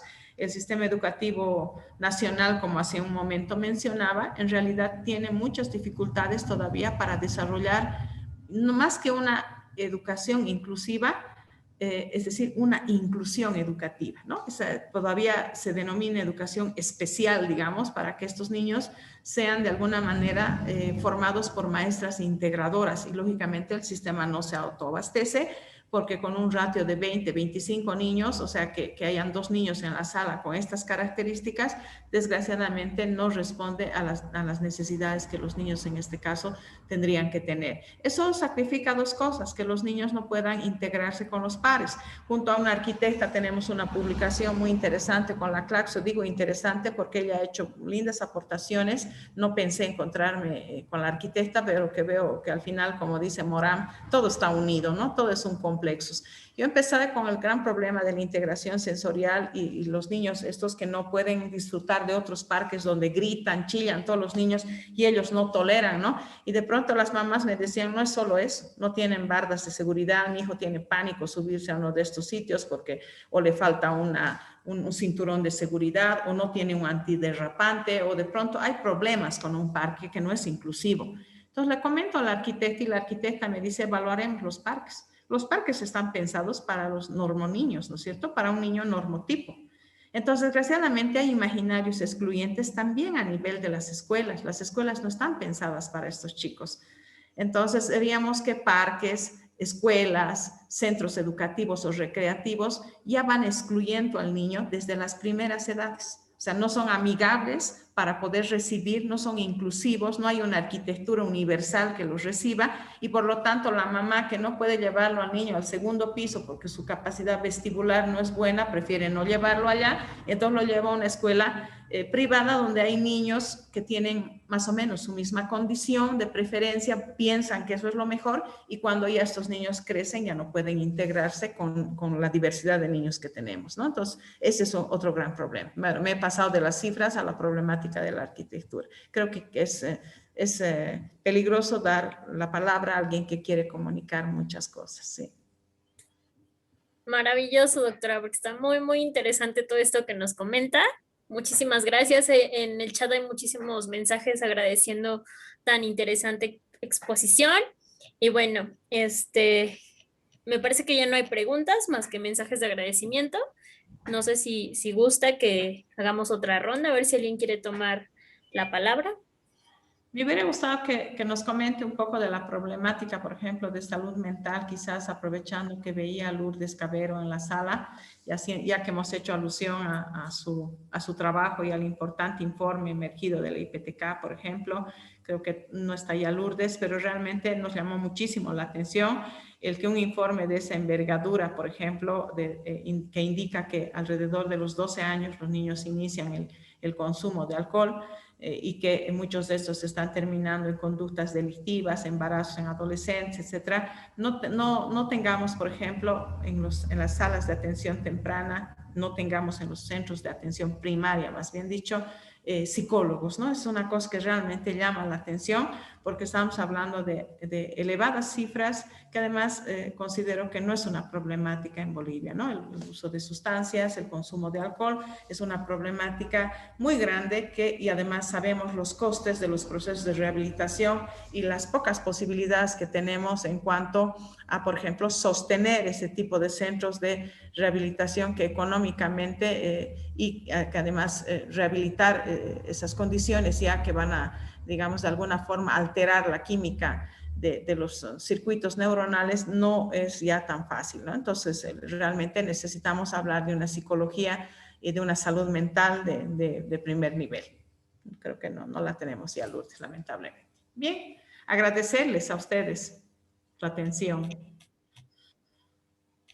Muchas gracias, doctora. Doctora Rosario, no sé si quiera comentar algo. Que Soledad Sayagua quiere comentar algo. Adelante, Soledad.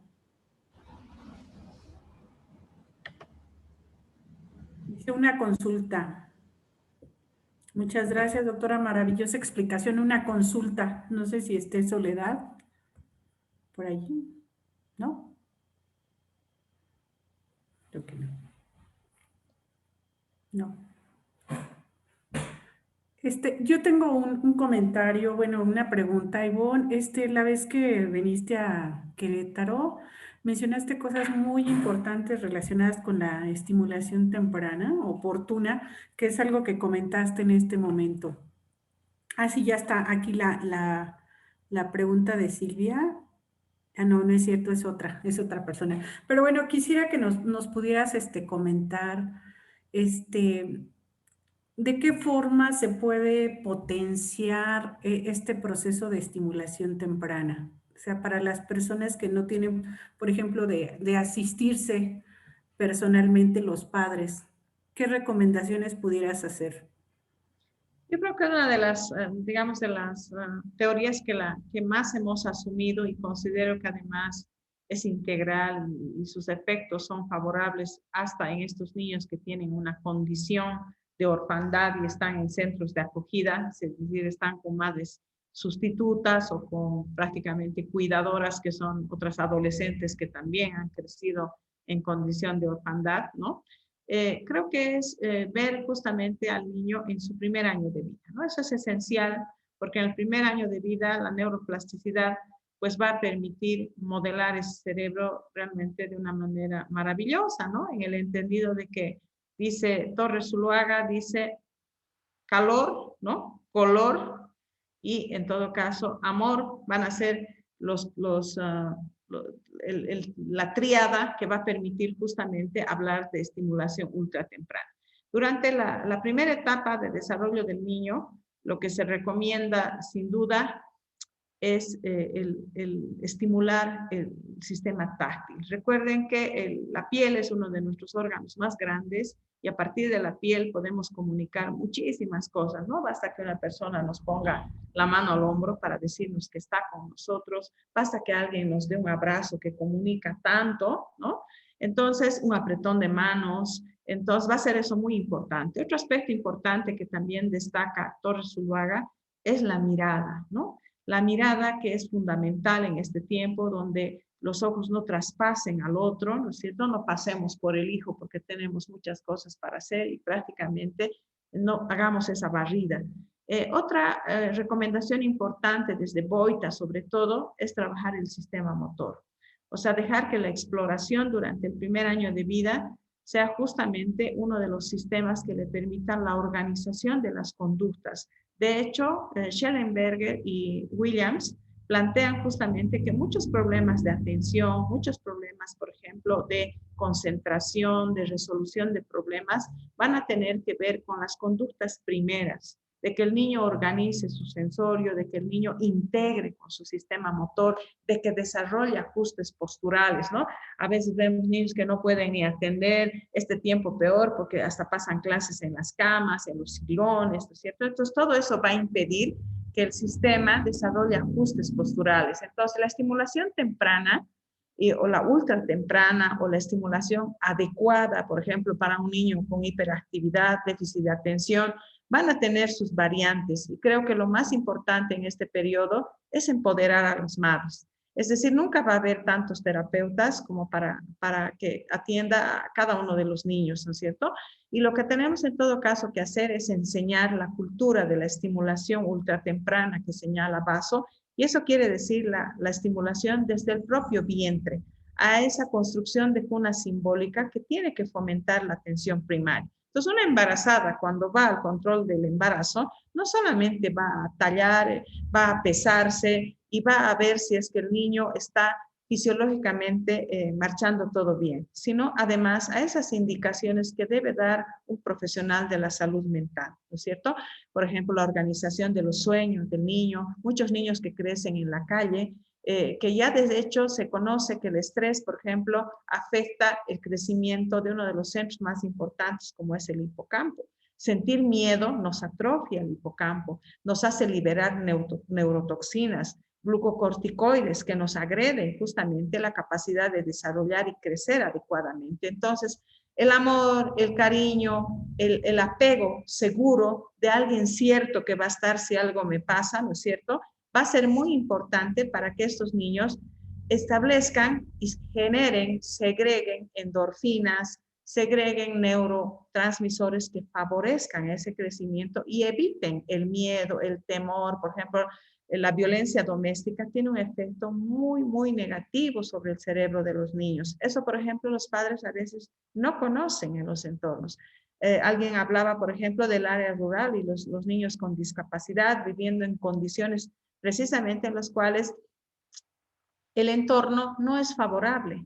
De hecho, la Escuela Taller de Integración, por ejemplo, en Sucre, Bolivia, ha hecho una tarea enorme porque eso pasa también por los imaginarios excluyentes, por las barreras sociales, las barreras que reproducen las cuestiones de poder, ¿no? Si no es un niño bello, no es un niño sano y no es un niño útil para determinados entornos, prácticamente un sistema capitalista pues los expulsa, porque el niño no tiene una función que cumplir. Entonces, en los entornos rurales también hay situaciones similares, muchos niños tratados en condición de animalitos, o por ejemplo, inclusive la variable de género, ¿no? Como es niña, entonces no ayuda a la productividad, no ayuda a la tierra, entonces necesitamos muchos sociólogos, muchos psicólogos sociales reconfigurando y deconstruyendo lo que es la infancia.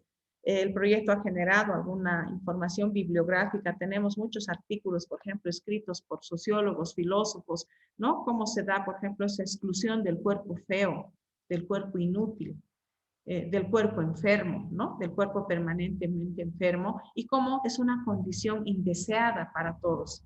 Entonces, de pronto, el ser humano se desconoce esa posibilidad de diversidad que tenemos, que no somos fichas, no somos sillas, no somos elaborados con una fábrica como si fuéramos moldes, que justamente esa diversidad nos hace ricos en esa esencia de poder hacer que ese niño que no camina nos tenga otras capacidades para reconocer en él esas potencialidades y que nos hace además a nosotros también más humanos, más sensibles. Pero un sistema educativo que ahora puntúa, califica, clasifica, expulsa, ¿no es cierto?, restringe el ingreso de ciertas diversidades funcionales, sigue siendo nomás un sistema que está privilegiando el intelecto y que de pronto está dejando fuera lo otro que hablamos con tanta importancia como son los valores. Entonces seguimos educando en el saber y poco nos importa el ser, ¿no? Entonces de ahí partamos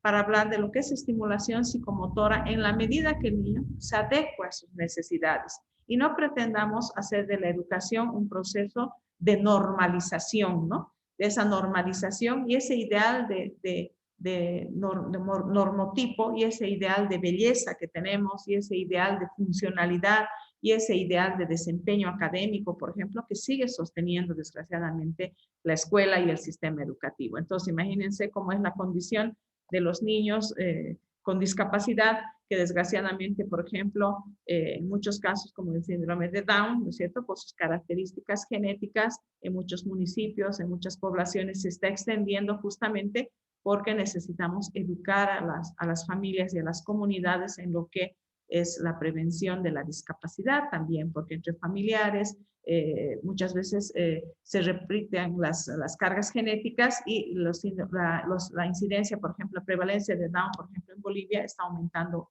bastante justamente por estos aspectos de que la educación en salud está muy postergada, ¿no? Entonces le preocupa a Soledad este tema de los niños con discapacidad, que de hecho en algunas comunidades, digo, puede ser más cruel inclusive que en las ciudades, ¿no? Muchísimas gracias, doctora. Ya tenemos por aquí a Lourdes. A ver si, y bueno, le damos la palabra para que nos comente. Muy buenas noches. Excelente explicación, Ivonne. Súper relevante todos los puntos que has tocado. Yo tengo dos comentarios. Uno que está más o menos referido a los centros de acogida y al proceso de desarrollo, que también ha hecho mención la doctora. Las estadísticas están mostrando que los niños que salen de los centros de acogida no logran procesos de adaptación. O sea, en el mundo y en el contexto, solamente UNESCO hizo una investigación hace 2 o 3 años en Bolivia, y estaba demostrando que solamente un 10% de los niños que salen de los centros de acogida logran adaptarse al contexto de la vida real. Entonces, y tiene que ver mucho entre el análisis que se hizo, una de las afirmaciones que se demostraba que había muchísimo problema de madurez psicoafectiva, ¿ya? Por otro lado, que no se lograba independencia y autonomía para la vida. Entonces, quisiera ver un poco tus comentarios sobre esto. Estoy hablando de jóvenes que salen de los centros de acogida, generalmente salen a los 18 años. Y como bien has mencionado, ellos se desarrollan con madres sustitutas con una carencia absoluta, fundamentalmente afectiva y casi integral, y con rezago y con unas lagunas profundas por el abandono y la orfandad. La segunda preocupación, que como bien también la doctora ha mencionado, es que Bolivia está aumentando de manera alarmante el consumo del alcohol y de la droga. No, de la droga, pero sobre todo del alcohol por el acceso. Y este consumo es en jóvenes de 12 a 18 años. Cada vez más jóvenes, nuestros niños, empiezan a consumir alcohol y ese consumo se está convirtiendo en frecuente. El hecho de vivir en este momento de pandemia ha hecho que no se estén tomando ningún tipo de medidas y ningún tipo de políticas. Entonces, no, estamos con muchísimos participantes y me parece que esta problemática es una problemática en varios países. También quisiera un poco que nos ilustres esto que está sucediendo, porque tiene que ver y tiene un efecto profundo en salud pública y sobre todo en la salud mental. Muchas gracias. A ti, Lourdes, porque los datos que justamente Lourdes nos presentaba en un informe que realiza el IPTK, el Instituto Politécnico Tomás Katari, nos parecen relevantes para pensar que, como comentábamos hace un momento, la rehabilitación no es la opción más exitosa, ¿no? Y que de pronto esos datos tan valiosos más bien deberían orientarnos hacia la toma de decisiones y al replanteamiento de las políticas públicas. Entonces, bien señalaba Lourdes que muchos de estos jóvenes que están teniendo inicio temprano en el consumo de alcohol, en realidad también va a tener mucho que ver con las familias, ¿no? Durante este periodo las familias han estado consumiendo mucho alcohol y también el tema de la cultura, ¿no? El tema de la cultura juega un rol importante. Bandura ya lo decía, ¿no? La imitación es fundamental porque desde edades tempranas prácticamente los niños han visto recrearse, han visto compartir a sus padres, han visto intercambio de emociones favorables y desfavorables y sistemas de comunicación que se han facilitado a partir del alcohol. Entonces, lógicamente, muchos de estos jóvenes incursionan tempranamente en el alcohol porque los modelos parentales ya les han mostrado esta forma de vida, ¿no? El uso de tiempo libre, por ejemplo, la actividad física, el ocio, la recreación, también han sido temas en algún momento muy cuestionados dentro de las políticas de los programas de adolescencia y juventud. Es decir, ¿qué le ofrecen los estados a los jóvenes a nivel ya sea de sus municipios, los departamentos, qué sé yo? Por ejemplo, mi ciudad es una ciudad estudiantil donde tenemos 50,000 estudiantes.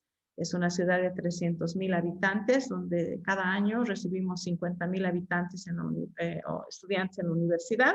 Y los fines de semana, los estudiantes en sus cuartos de estudiante, no están relacionados directamente con sus familias porque han venido a estudiar a las ciudades de las comunidades.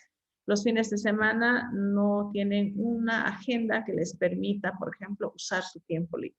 Entonces, gran parte de las actividades recreativas son pagadas y ellos son estudiantes que vienen con pocos recursos. Entonces, lamentablemente, queda más fácil reunirse entre amigos en un cuarto y empezar a beber, ¿no? Entonces, se abren pocos espacios de, por ejemplo, recreación, actividad física, fomento al deporte, fomento a las artes, etcétera, ¿no? Entonces, ese es otro de los factores que también se ha discutido, se ha analizado como la universidad, así como no solo tiene que ser profesionalizante, sino también fomentar esto que estamos comentando, sobre todo en ciudades universitarias, ¿no? Entonces, de ahí que esos vacíos también a los que hacía mención Lourdes, tienen mucho que ver con que el alcohol, desgraciadamente, se lo interpreta como un integrador social. Entonces, es un momento en que el alcohol permite expresar emociones, ¿no? Permite autoafirmarse, tener mayor autoconfianza. Entonces, lógicamente, es un viabilizador potente en ese sentido y la cultura va a tener mucho que ver en esto de que cuando estoy borracho, ¿no es cierto?, puedo decir lo que me da la gana y también puedo, en todo caso, tener permiso para poder, por ejemplo, establecer relaciones sexuales temprano, porque estaba borracho, no sabía lo que hacía. Entonces, de pronto, esos discursos también emergen como atenuantes, por ejemplo, cuando alguien va a infringir ciertas normas, ciertas reglas que impone un grupo social. Al primer punto, que otra vez vuelvo a la atención primaria, estos centros de acogida, nosotros hemos podido ver al principio que cuando íbamos a dar charlas, llevábamos profesionales al hogar, porque ellas no pueden salir de ahí, ni las religiosas que dirigen el lugar, ni tampoco las jóvenes que cuidan a los menores. Entonces íbamos los días sábados por la noche y lógicamente un sábado por la noche con conferencias como las que ahora nos ocupan, para él serán fatales. Entonces las chicas se ponían a jugar, desautorizaban al que estaba hablando. Entonces decíamos, a ver, ¿qué hacemos para llamar su atención? Empezaremos a preguntarles qué les motiva. Hasta que se nos ocurrió pasarles a ellas como adolescentes, jóvenes que ellas son, una escala justamente que evalúa el apego que tienen actualmente, ¿no es cierto? El apego en la adolescencia. Entonces, la más adulta, es decir, funcionaria municipal, no adolescente, nos dijo, ¿cómo me hacen esto? Porque, ¿qué ha pasado, no? ¿Qué ha pasado, doña Benita? ¿Cómo me hacen esto? De llenar esto, a ver. Casi me han hecho llorar. Me han hecho acordar de lo mala que era mi mamá, de todo lo que he sufrido en mi infancia. Con razón yo también pues le escribo así a mis hijas, a puro palo, ¿no es cierto? Entonces, ese ejercicio tan ingenuo de nuestra parte acabó movilizando, ¿no es cierto?, los tipos de apego, las experiencias infantiles que ellas mismas pasaban. Fue el único día que nadie charló, nadie habló, porque el maltrato que estas jóvenes daban a los bebés tenía mucho que ver con su propia historia familiar, ¿no? Por cómo ellas mismas han crecido en ese hogar o esta otra señora, cómo ha sido criada. Entonces, los padres, los estilos parentales, en muchos casos, tienen que ver con esos estilos parentales dictatoriales, ¿no? Muy arbitrarios, muy tirantes, como un sinónimo todavía cultural de que de esa forma se los va a educar bien, se los va a educar rectos. Entonces, lógicamente, los maltratos físicos todavía sigue siendo, Yapo en una de sus publicaciones financiadas o auspiciadas por el Programa de Investigación Estratégica en Bolivia, justamente señala las maneras culturales que tenemos de criar a los hijos, ¿no? Pensando que el castigo, pensando que los reforzadores negativos, esos modelos conductistas, dan como resultado buenos hijos, por una parte. Entonces, estos centros de acogida trabajan también de esa misma manera. En este centro, vuelvo a la atención primaria, hay una médica pediatra, hay una enfermera que vigila la salud de los niños y hay una nutricionista, pero no hay un ítem para un psicólogo. Entonces, estos niños, como no se ve la enfermedad mental, la carencia de apego, muchas de estas jóvenes, como ya había dicho hace un momento, desgraciadamente no reciben un abrazo, ¿no? No reciben una mirada cálida. Nunca tienen una palabra que sea personal, ¿no? Es más como grupo, lo han hecho bien, se están portando bien, han hecho sus tareas. No hay una personalización de ellas como tal. Entonces estas jóvenes permanecen en el hogar, como bien explicó Lourdes, y una vez que son desinstitucionalizadas, cumplen los 18 años, desgraciadamente pasa lo que ha señalado ella, ¿no? Salen del hogar y tienen libertad para hacer lo que quieran con su vida y justamente hacen lo que quieren con su vida, pero inician tempranamente con el uso de alcohol. Caen en grupos que fácilmente los contienen, ¿no es cierto? Y les dan lo que el hogar no les ha podido dar.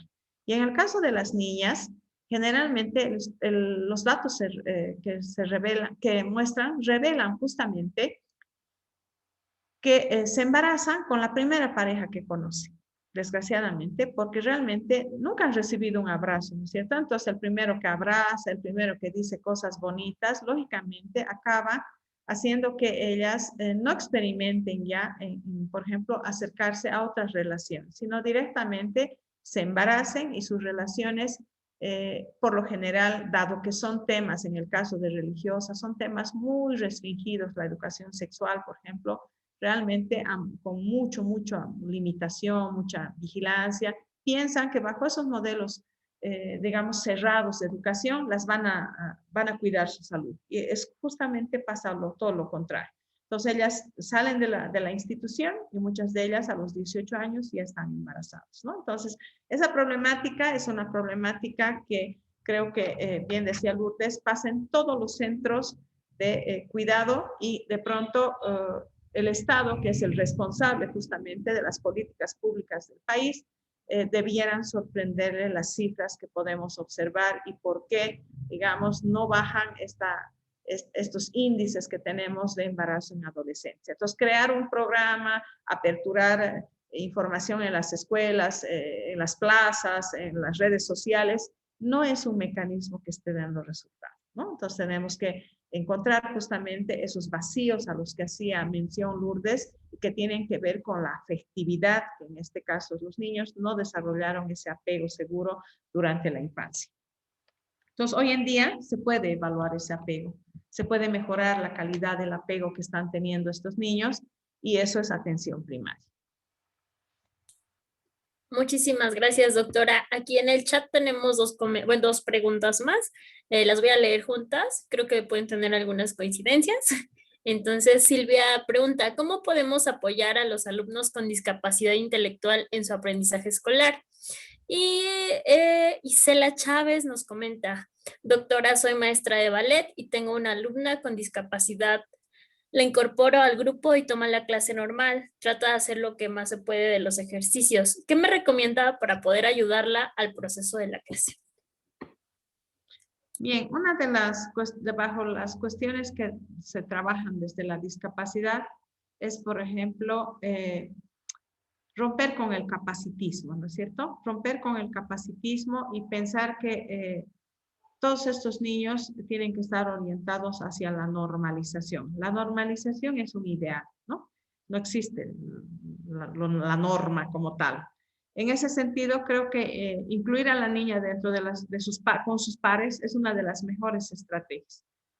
Posiblemente la niña que tiene una discapacidad determinada no vaya a bailar como las demás y no es el objetivo, es lo que nos cuesta aceptar, ¿no? Lo mismo que en la discapacidad intelectual, nos cuesta aceptar que ese niño, por ejemplo, no pueda responder los mismos ejercicios matemáticos que responde el primero de la clase o que no sea un estudiante promedio. Entonces, hemos conocido varios niños, 9, 10, 11 años, que han asistido toda su vida a la fisioterapia. Entonces, cuando le hemos preguntado a sus papás, ¿y qué otras cosas hace el niño? Recibe, en la tarde le hacen fisioterapia y en la mañana ha entrado a la natación para que mejore también su marcha. Entonces, el niño todo el día es un brazo, es una pierna, ¿no es cierto? Es esa parte que le falta. Y el niño juega algo, toca guitarra, el niño ha aprendido a jugar ajedrez, el niño, por ejemplo, tiene alguna afición como la pintura, por ejemplo, ¿no? El niño es una pierna y es ese brazo que le falta. Entonces, las familias se enfrascan y se enfocan en el defecto, ¿no? En eso que entre comillas es el defecto o lo que falta. Sin embargo, dejan descuidado a todo ese potencial que ese niño tiene. Su potencial, vuelvo a repetir, musical, artístico, motriz, etc. Entonces, creo que el que la niña esté incluida en la clase, ¿no es cierto? No solamente le va a dejar como saldo el ballet, le va a dejar como saldo justamente las relaciones sociales, estar incluida en un grupo, sentir la afectividad, desarrollar lazos, que va a ser importante para ella, adaptarse a un entorno, estar incluida, es el gran saldo que va a dejar el ballet. No interesa si ella, cuántas de esas niñas posiblemente no continúen el ballet del día de mañana. Y no es el objetivo, el objetivo es que el ballet sea educativo en la dimensión amplia. Y cuando la persona pregunta, ¿qué me recomienda para ayudar a un niño con discapacidad intelectual? Es que de la escuela no solo tenemos que esperar la matemática, de la escuela no solo tenemos que esperar la memoria de los contenidos. De los niños con discapacidad, lo que tenemos que esperar es que estén incluidos, sean reconocidos en su diferencia y valorados como tal. Y lo que tenemos que buscar en la escuela es que los niños sean capaces de ser autónomos en sus actividades de la vida cotidiana. Si ese niño no importa que no multiplique tan bien, que no multiplique sin error, pero es más importante que ese niño, por ejemplo, pueda hacer una transacción económica para poder comprarse alimentos, por ejemplo, ¿no? Que pueda recibir un cambio, un dinero de saber cuántos panes son, cuántas manzanas va a comprar con eso que tiene en la mano, que sepa reconocer el rojo, amarillo y verde para cruzar una vereda. Es decir, en ese caso, esa neurodiversidad es lo más importante. Bien, hoy eso del que dice Natalie, ¿no? Hoy la educación debe considerar que esos niños no pueden pasar 9 o 10 años de su vida yendo a la fisioterapia subidos en una camilla donde no van a vivir. Esos niños van a vivir en el mundo. Entonces la educación tiene que tener un pensamiento mucho más amplio, ¿no? Para el niño es una tortura vivir encima de una camilla. 9 años de su neuroplasticidad, esa guagua que yo conocí, estaba subida en una camilla. Entonces, cuando al papá le hemos propuesto que entre al grupo o a la banda, creo que se llama, de tambores, el niño ha empezado a reír, porque por primera vez podía hacer algo que causaba atracción. La batuqueada a él le ha fascinado, porque siempre era frustración, más arriba, no a la izquierda, no, ¿por qué no a la derecha? Entonces, siempre era peor en la escuela, era equivocarte, a bajar tu autoestima. En ese sentido, los niños necesitan sentir éxito, promover esa autoeficacia, y en los adultos, en las escuelas, ¿no es cierto?, cambiarnos ese chip hacia esa neurodiversidad. No todos vamos a funcionar igual. O sea, no todos somos dados que hemos sido elaborados por una máquina, y ese concepto tenemos que repensar. O sea, las barreras sociales son las barreras que en todo caso son las que tenemos que reconfigurar. Esas barreras sociales son las que nos obstaculizan nuestra manera de pensar acerca del otro, ¿no? Y creo que sumado a ese hecho, tenemos, por ejemplo, la experiencia de un niño que por un accidente automovilístico, por ejemplo, quedó parapléjico. Y no vamos a hacer a día de hoy que el parapléjico vuelva a caminar. Entonces, ¿qué quería hacer la familia? Quería que ande, quería que ponerle equipos, quería hacerle cosas. Y está bien, no digo que no hay que hacer. Pero teníamos medio cuerpo. Y con ese medio cuerpo, ¿qué podíamos hacer? Este niño, además, sufrió el accidente cuando tenía 13 años, o sea que estaba entrando a la adolescencia, en un periodo realmente muy duro. Entonces, ¿qué se le propuso a los padres? Que entre a jugar ajedrez, porque además siempre fue un chico muy bueno para el pensamiento lógico, matemático. Entonces, entró a jugar ajedrez y ahí estaba su fuerte. Entonces, él desafiaba, era un tipo que otra vez volvió a ser él, porque todo el mundo estaba enfrascado en lo que le falta, vuelvo a repetir. Entonces, a ese niño con discapacidad intelectual, posiblemente no lo vamos a llevar al primer lugar de la clase, ni nadie quiere hacer eso. Pero ese niño es otras cosas más. Entonces, ese talento eso que no se ve es justamente lo que creo que la educación, el sistema, los padres deben recibir esa orientación. Entonces, cuando el sistema actúa de una manera integral, no solo pensando en el soma, sino en la parte del psique, en la parte social, en la parte cultural de ese niño, pues tendremos que ver un poco más de la globalidad de las personas, ¿no? Claro, doctora, pues muchas gracias. Natalie dice, hoy la educación debe comprender la neurodiversidad, que es lo que nos comentaba. Y Erika dice, es que la ausencia de buenos tratos es maltrato en la infancia. Efectivamente, necesitamos una educación más amigable, ¿no? Más generosa. Así es, doctora. Pues le doy la palabra a la doctora Rosario para que haga su comentario. Muchas gracias, es todo de parte del chat. Gracias, doctora. Muy bien, pues muchas felicitaciones hay aquí en el chat y pues nosotros también agradecerte muchísimo todos estos conocimientos, todo esto. Bueno, aquí nos dice Janet, muchas gracias doctora por compartir tan interesante e importante información. Entonces, bueno, pues ha sido información muy, muy profunda sobre las diversas investigaciones en las que has estado y que bueno, pues nos aporta muchas cosas, nos dejas pensando en muchas cosas y contribuyes con todo esto y como comentabas también sobre la necesidad de que el psicólogo esté en la comunidad, esté en muchos lugares, y bueno, pues también no solo el psicólogo, sino una serie de profesionales, ¿no? Los sociólogos, antropólogos, todos para hacer de manera conjunta proyectos que impacten realmente, que consideren todo esto que no está presente ahí, dadas las problemáticas y estos fenómenos psicológicos. Pues agradecemos muchísimo tu presencia, muchas gracias por estar, por asistir y bueno, en este día tan importante. Entonces les pido a todos que abran sus micrófonos y les podamos dar un abrazo, porque es muy importante. Gracias, doctora. Muchas gracias. Gracias, doctora. Hasta luego. Gracias, doctora. Y pues muchísimas Gracias. Gracias, buenas noches. a todas las Gracias.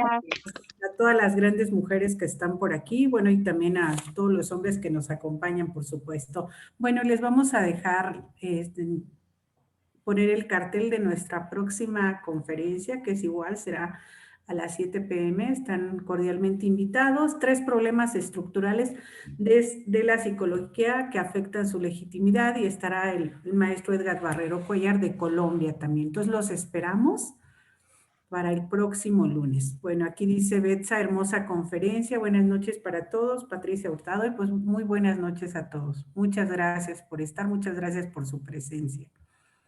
Y pues Muchas gracias. Buenas noches. Buenas noches. A ustedes, Rosario. Gracias. Ya, ahorita en Bolivia son las, ¿qué horas son? Las 11, ¿verdad? Las 22:55. Si todavía hay bolivianas en la sala, profesionales como Marisol, Lourdes y otros estudiantes que también nos han acompañado. Así que a todos ellos un saludo y para los mexicanos pues un abrazo grande. Igualmente, pues vimos que compartimos muchas cosas, Ivonne, muchas cosas, ¿no? Entonces sería importante mantenernos en comunicación para hacer algunos otros proyectos, seguirte invitando para una escuela para padres que vamos a abrir también en AMAPSI, con la idea de contribuir con los padres de familia. Entonces, aportarles información, conocimientos para su función. Entonces, te estaremos invitando, te estaremos pidiendo tu colaboración para esto. Mira, nos está diciendo Sharon que si podrías dar tu contacto, tu correo, por favor, Ivonne. Cómo no, con todo gusto. Tan amable. Igual nos pueden seguir por el Facebook también. Pues, Ivonne. Bueno, pues esta conferencia se grabó y la vamos a publicar por la página de AMAPSI o en YouTube también. Entonces estará disponible también. Muchas gracias. Tenemos una página del Facebook por si a alguien le interesa sobre el proyecto de neurodesarrollo y psicomotricidad. Entonces pueden ingresar a ese sitio y ahí van a tener información específicamente sobre lo que es neurodesarrollo infantil. Muy bien. Un abrazo a todos entonces. Buenas noches. Buenas noches. Buenas noches. Hasta luego. Buenas noches, doctora. Muchas gracias. Maravillosa explicación, doctora Ivonne. Bueno, ¿podría pasarme el link del Facebook? Sé que me va a servir mucho en mi trabajo. ¿Cómo El no? link de, por favor. ¿A qué te dedicas, Soledad? Tú fuiste la que hablaste, ¿verdad? Ah, sí. Bueno, soy fisioterapeuta, trabajo con la ONG Aninacuna, así, bueno, así interviniendo con niños y niñas con discapacidad y adolescentes. Muy bien. ¿Eres de Bolivia también? Sí, Ah, de muy Bolivia. por él. Muy bien, Soledad. Qué gusto tenerte aquí. ¿Cuál es el nombre del proyecto? Ivonne, ¿cuál es el nombre de tu proyecto? Nos pregunta aquí Teresa, Nadia Teresa. Ahora les pongo acá. Así. Ujú. Proyecto de neurodesarrollo y psicomotricidad. Muy bien. Es un proyecto universitario, entonces pueden seguirlo ahí. Muy bien. Muy interesante.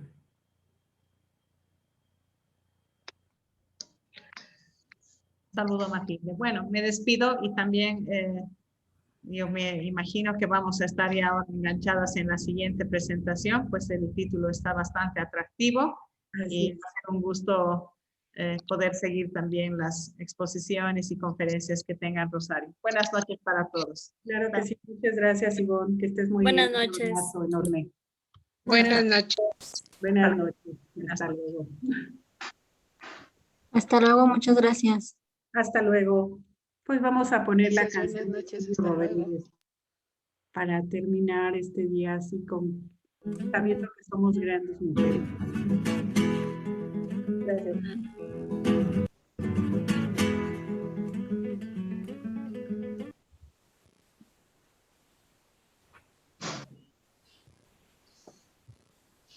Para ir despidiendo.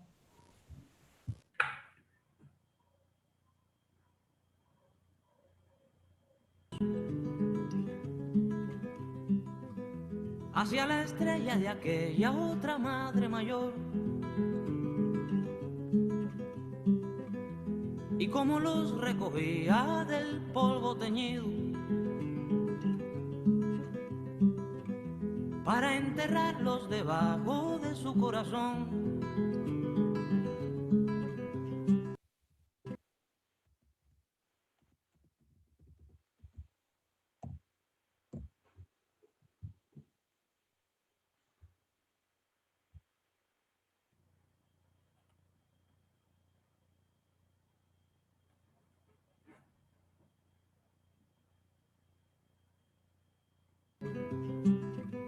Me estremeció la mujer del poeta, el caudillo, siempre a la sombra y llenando un espacio vital. Me estremeció la mujer que incendiaba los trillos de la melena invencible de aquel alemán. Me estremeció la muchacha, hija de aquel feroz continente, que se marchó de su casa para otra de toda la gente. Me han estremecido un montón de mujeres, mujeres de fuego, mujeres de nieve, y me han estremecido un montón de mujeres, mujeres de fuego, mujeres de nieve. Pero lo que me ha estremecido hasta perder casi el sentido, lo que a mí más me ha estremecido son tus ojitos, mi hija, son tus ojitos divinos. Pero lo que me ha estremecido hasta perder casi el sentido, lo que a mí más me ha estremecido son tus ojitos, mi hija, son tus ojitos divinos.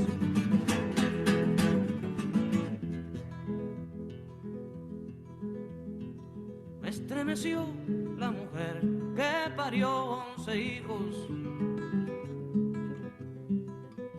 en el tiempo de la harina y 1 kilo de pan.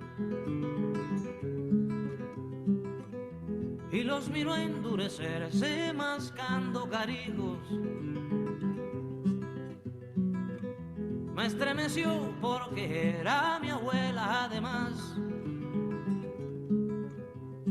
Me estremecieron mujeres que la historia notó entre laureles y otras desconocidas gigantes que no hay libro que las aguante. Me han estremecido un montón de mujeres, mujeres de fuego, mujeres de nieve, y me han estremecido un montón de mujeres, mujeres de fuego, mujeres de nieve. Pero lo que me ha estremecido hasta perder casi el sentido, lo que a mí más me ha estremecido son tus ojitos, mi hija, son tus ojitos divinos. Pero lo que me ha estremecido hasta perder casi el sentido, lo que a mí más me ha estremecido son tus ojitos, mi hija, son tus ojitos divinos.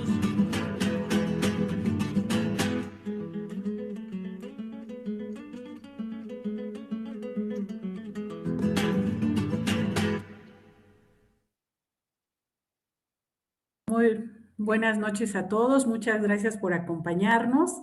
Nos estamos viendo la próxima semana. Les pedimos que nos ayuden a contar del 10 al 1 para despedirnos. ¿Qué les parece? ¿Sí? Sí. Empezamos. 10.